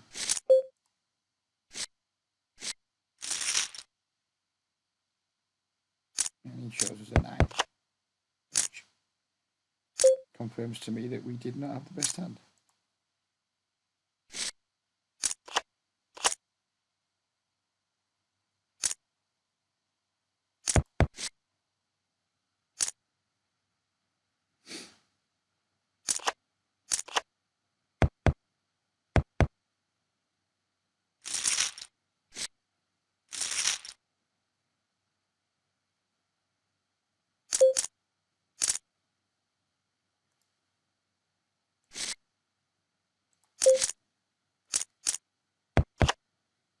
I don't even feel like pokered out yet. I think I'm going to have I might play some MTTs on Sky tonight.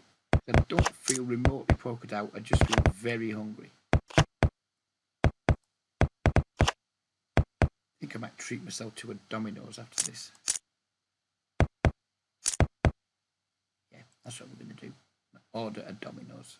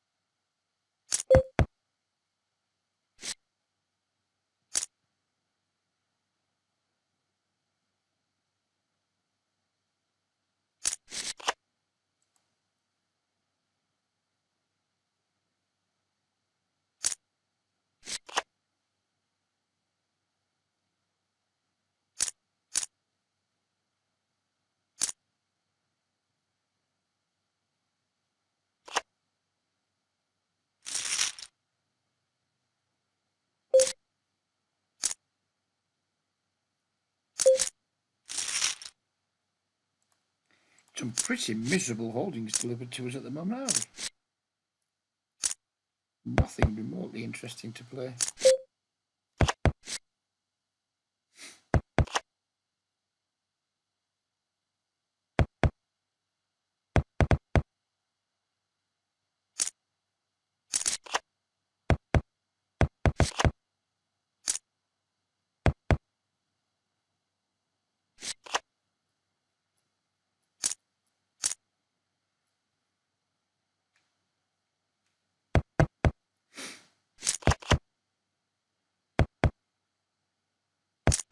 If you do make it all the way to the end of this video, please be sure to let me know in the comment section. I'll be most impressed with your dedication.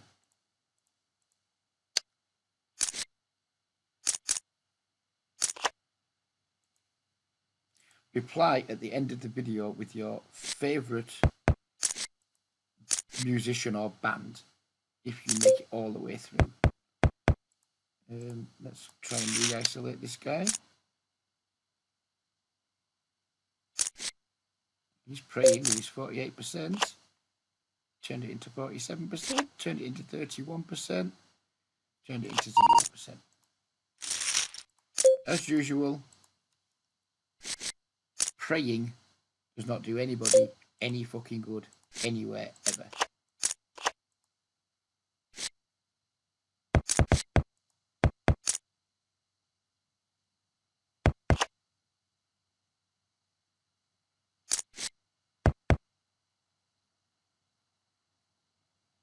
We do have 1,500 big blinds in play though, which is nice.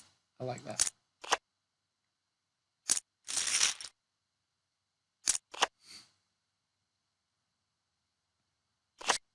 How's our PLO graph looking today? Dip out of here, dip into here. Is that just on PLO? No, it's on all day. 7,000 chips in PLO today. I'll tell you how much that is in real money in just a moment. Each 1,000 is $20. So we're up $140 in Pot Limit Omaha. It's a pretty dismal flop.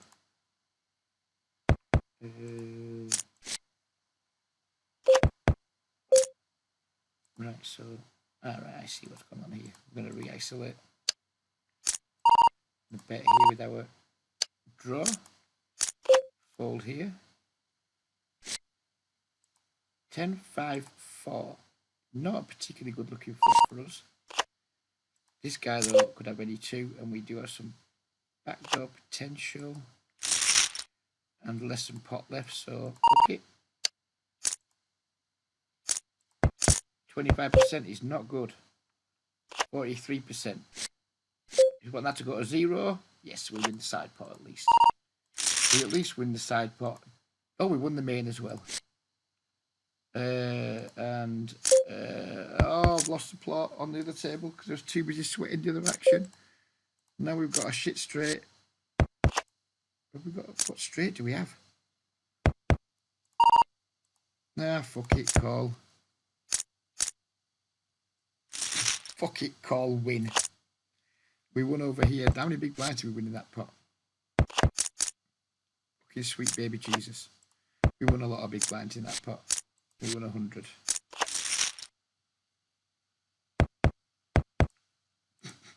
I haven't got a fucking clue what I'm doing. I have no idea. It's all getting too much for me. It's all getting way too much for me. But we just keep winning. We just keep putting money in pots and seeing if it comes back to us. We're re-isolating again over here. Because no one's got any money. We basically broke this table apart from this guy. 48%. 91%. 100. We drag another one down. We've been limp raised over here and our hand's fucking diabolical, so we're going to fold.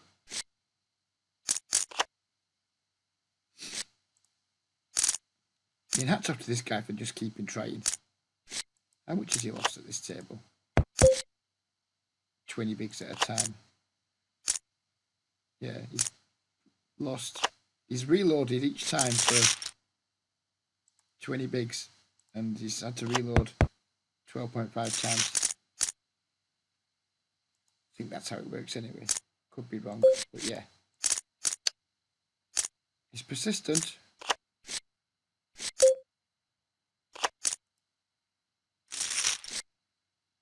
Two chances to flop a set against the Maniac.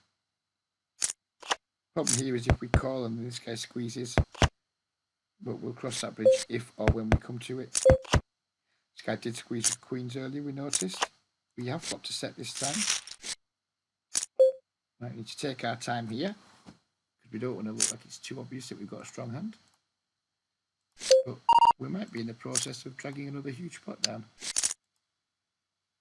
We've got 74% equity. We'll give him a chance to win it 3 times. Whether it takes it or not, who knows?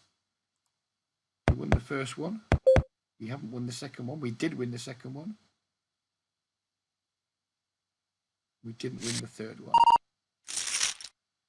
Oh, we did. We won all 3. Happy. Happiness of happy days. Didn't even know I'd won the third one, but we fucking did anyway. Absurd. Absurd. What did he squeeze with there? What was he playing at? 10, 8, 9, 4, 4. Yeah. Just get good at these games, Reggie. Just get good at them. Instead of fucking blindfolded, fucking winning. I mean, we're up a fucking fortune now. In a 2-hour PLO session by the time we finished in 16 minutes time. Probably not a good idea to leave these tables, but as I said, I am very hungry. And these games will be here tomorrow and the day after and the day after and the day after. So it's not like you're leaving good games never to find them again. Please, please do get in touch if you want to join these games. Because as you can see, I haven't got a fucking clue what I am doing in them. But my opponents don't either. And the 80V pips just keep on coming.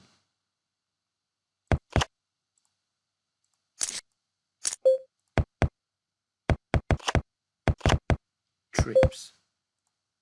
With all kinds of outs to the nuts. Any 7, 9 or 8 gives us the nuts on the turn. We don't get to see it.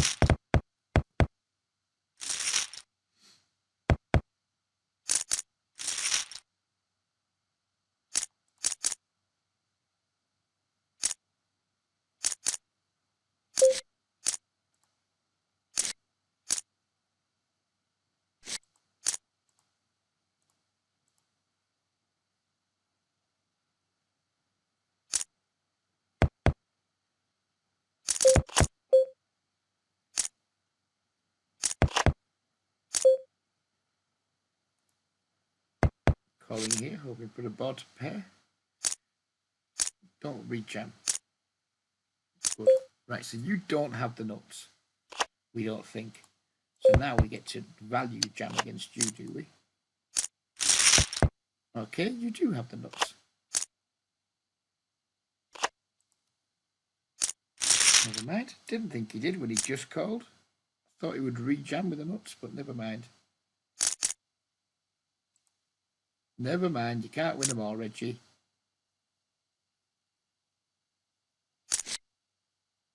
Did that guy lose all his chips again? I think he did, didn't he? Now what is going on over here? Not enough for me to get involved.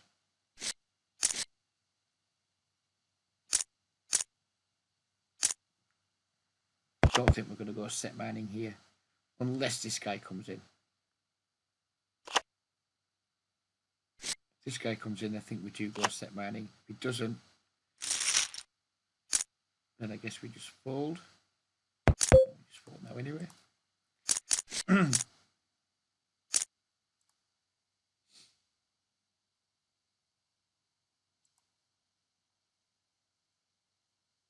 And we're going to see another three-way all in. He had the aces. He had the aces.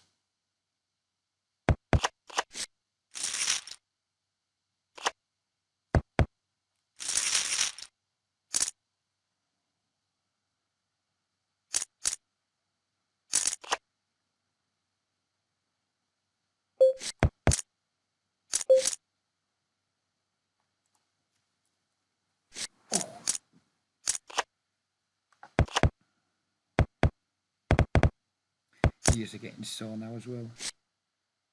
I enjoyed making a 4-hour video, but I don't think I'll be doing it again anytime soon.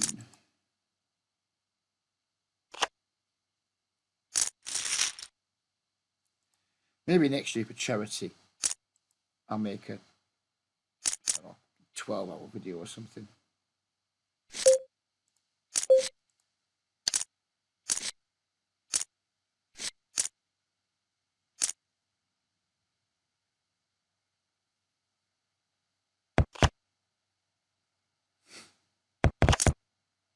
So we have a pair, over pair, and the second nut flush draw.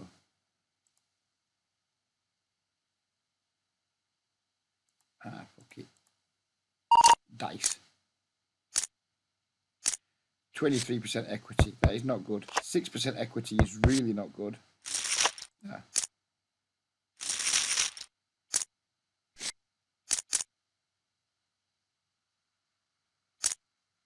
All of a sudden, this guy's chipping up nicely.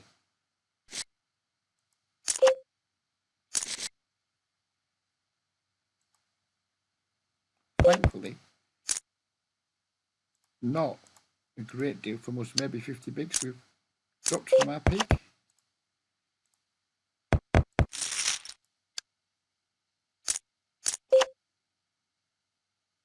We rip at the nuts.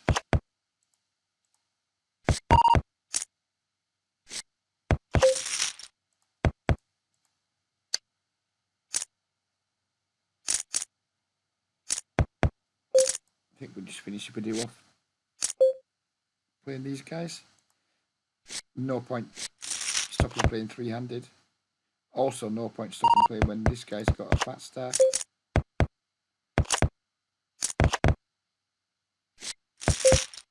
Do we have here? Not a lot. We don't have a lot going on here. Pretty bad hand having 3 9s in your hand, but we've got this dude in the big blind who is really bad. And we have got a gut shot. And we've ribbed the second nuts over here. Trying to set over here. Ball did not pair. We've been raised on the river here, and we have the most trivial of folds. Oh no! No, he raised us without the nuts. He raised us without the nuts. No.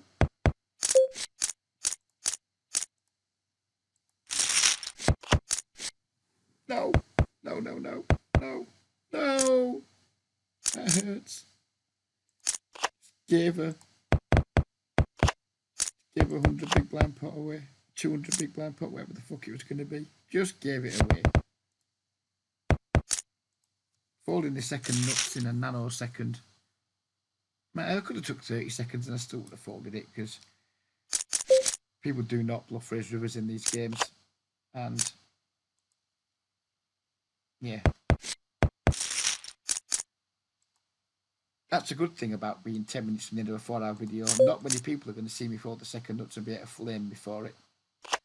So rather that happen in the last 10 minutes, in the first 10 minutes. But I stand by my fold. I'm not going to beat myself up over it too much.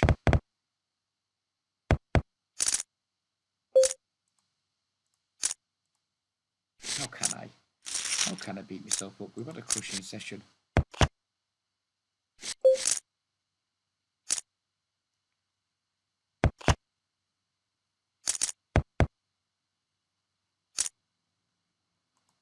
And the whales just keep on coming.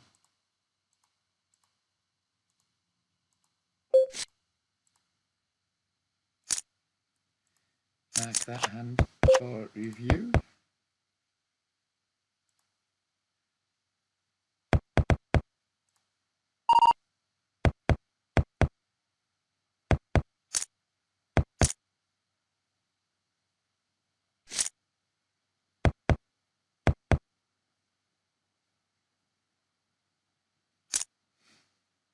Come on, 8 minutes.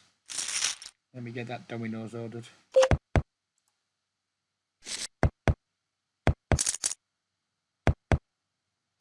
Double suit with aces. Delightful. She got someone who looks almost like a regular. It's going to get 3-bet the fuck out of. Another nearly 80 V-pip just joining the party.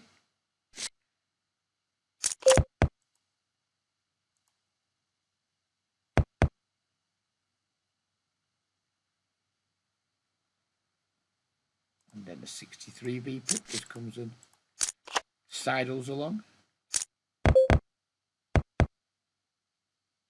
mean, do we just pot it here to deny him equity? Looks like we're dead. Looks like we're dead.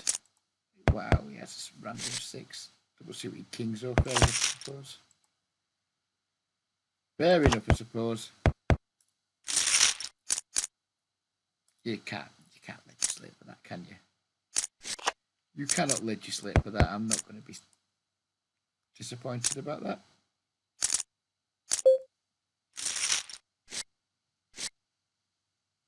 I mean, 663 in a 3-bet pot against a regular. Yeah. If he's got the 6, then good for him, I guess. He might not be a regular, but he looks, I mean, 37-27 looks like could be reasonable stats for this game for a regular to have.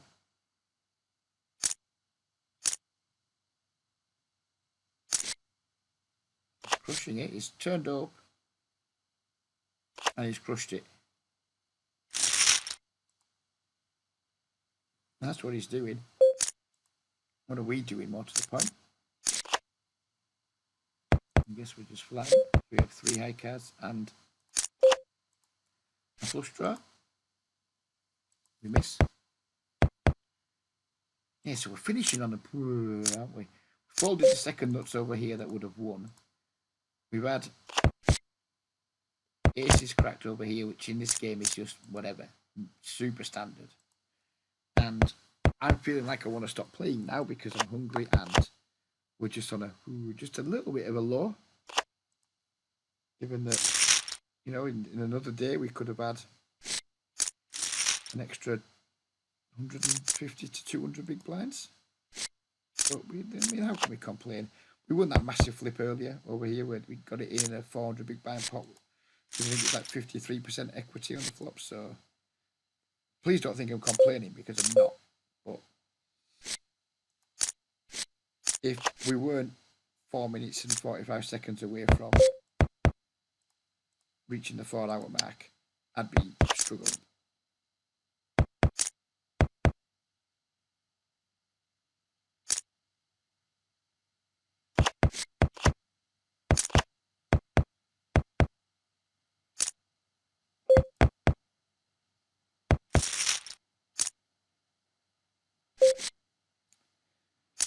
Can't continue here with our weak draw. We can raise this from the cutoff, I think.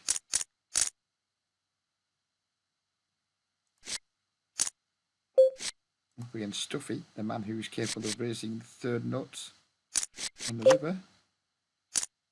Thought pretty well, but I think I don't want to be betting. I think I'd rather either try and see a free card or just be forced to pay for one. Queen of diamonds, please.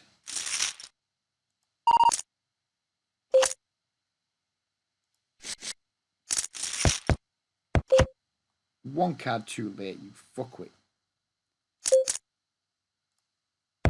Win anyway. Refuse to bet into him when I know he's capable of raising the river without the nuts. Not doing it. Way too cowardly. And I just check called and paid him off like a bitch. That's what we would have done instead.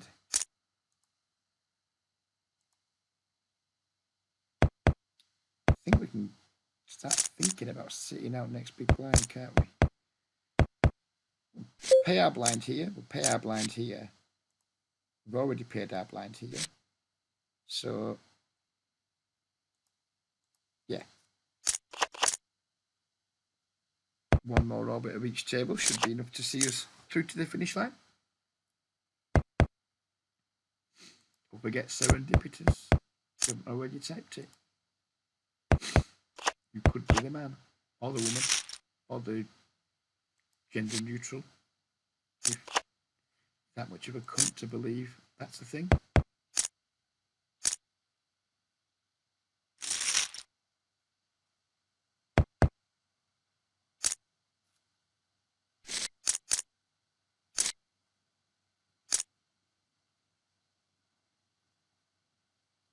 Do we want to set mine against our man here? I think we owe him some action, don't we? I think we owe him some action.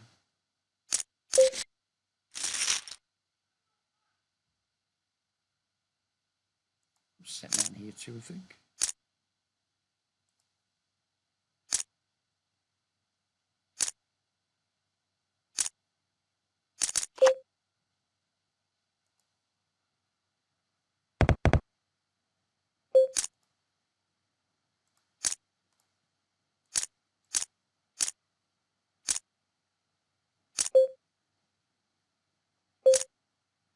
Okay, then we're putting a bit more in. We're not putting more in here. 6, 7, 8, 9. So we flop a straight. Our hand can't improve very much.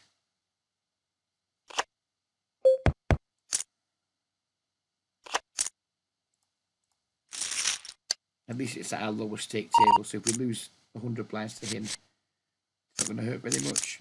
52, 51, 100. Lovely. Lovely jubbly. I don't even look at the board running out these days in these games because I've no idea what I want to see or what I don't want to see. So I just check out the percentages and hope it trends in the right direction as I hear the cards flipping over. Careful not to post any more blinds, Reggie, because we're going into injury time now.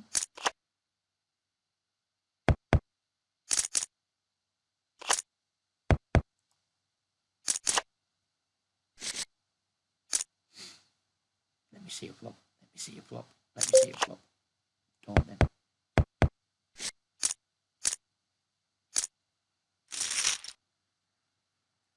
Aggressive little cunt, isn't he? He's an aggressive little cunt. 3, 4, 5, 6, 7 against our man here. Of course we're seeing a flop. He does have top set with a flush draw though, so I think he's entitled to be aggressive.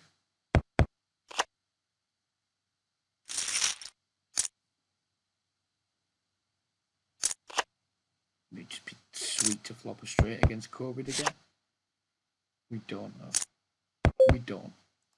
Which is a shame. Still don't have a straight. And we are out. Nice answer. Good game, etc. etc.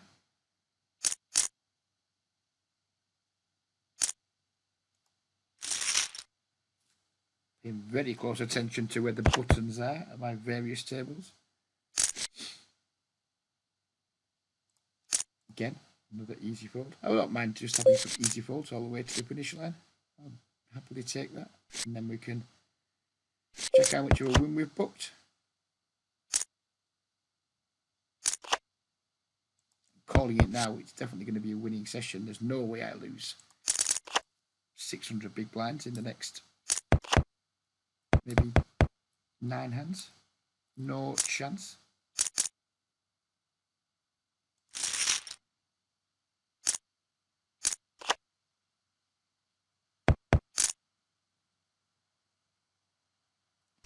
Not losing any with that hand.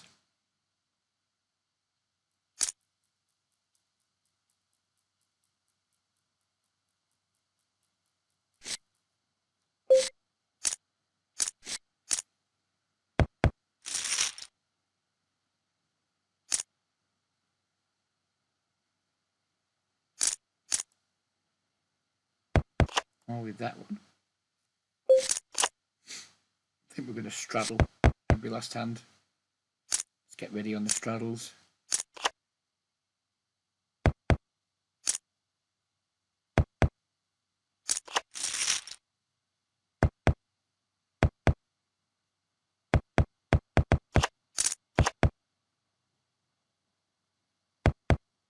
From the button, this is a raise just to its high card values.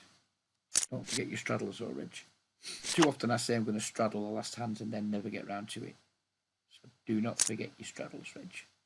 Ooh, the Rex are starting to filter in. Right, so here's straddle. Done. Top two pair over here. Bet. Get raised. Give 0 fucks. Straddle. Set of fours.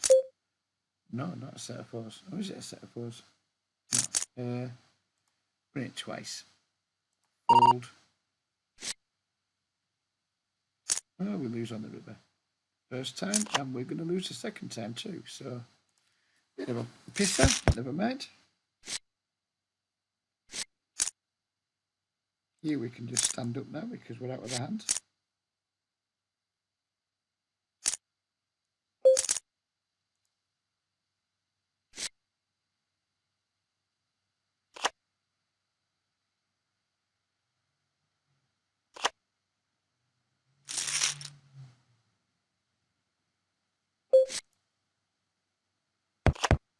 Flop the nuts with the straddle. I'm a fan. Straddle. We've got all three straddles in. No longer have the nuts over here. Check back like a bitch. And just call rivers. No, he doesn't. So we're going to just bet fold.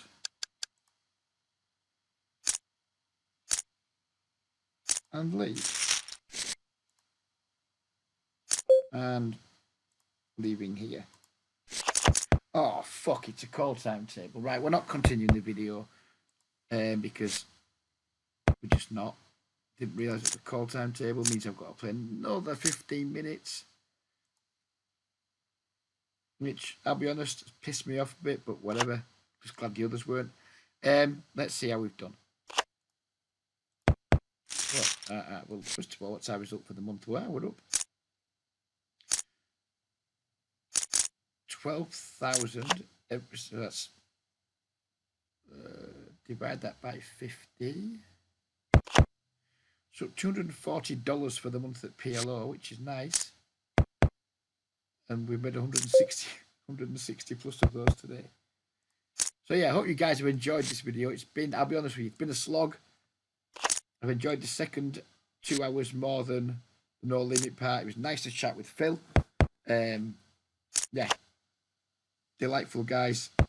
It's been fun. It's been a slog. I'm off to get Domino's. Bye-bye for now.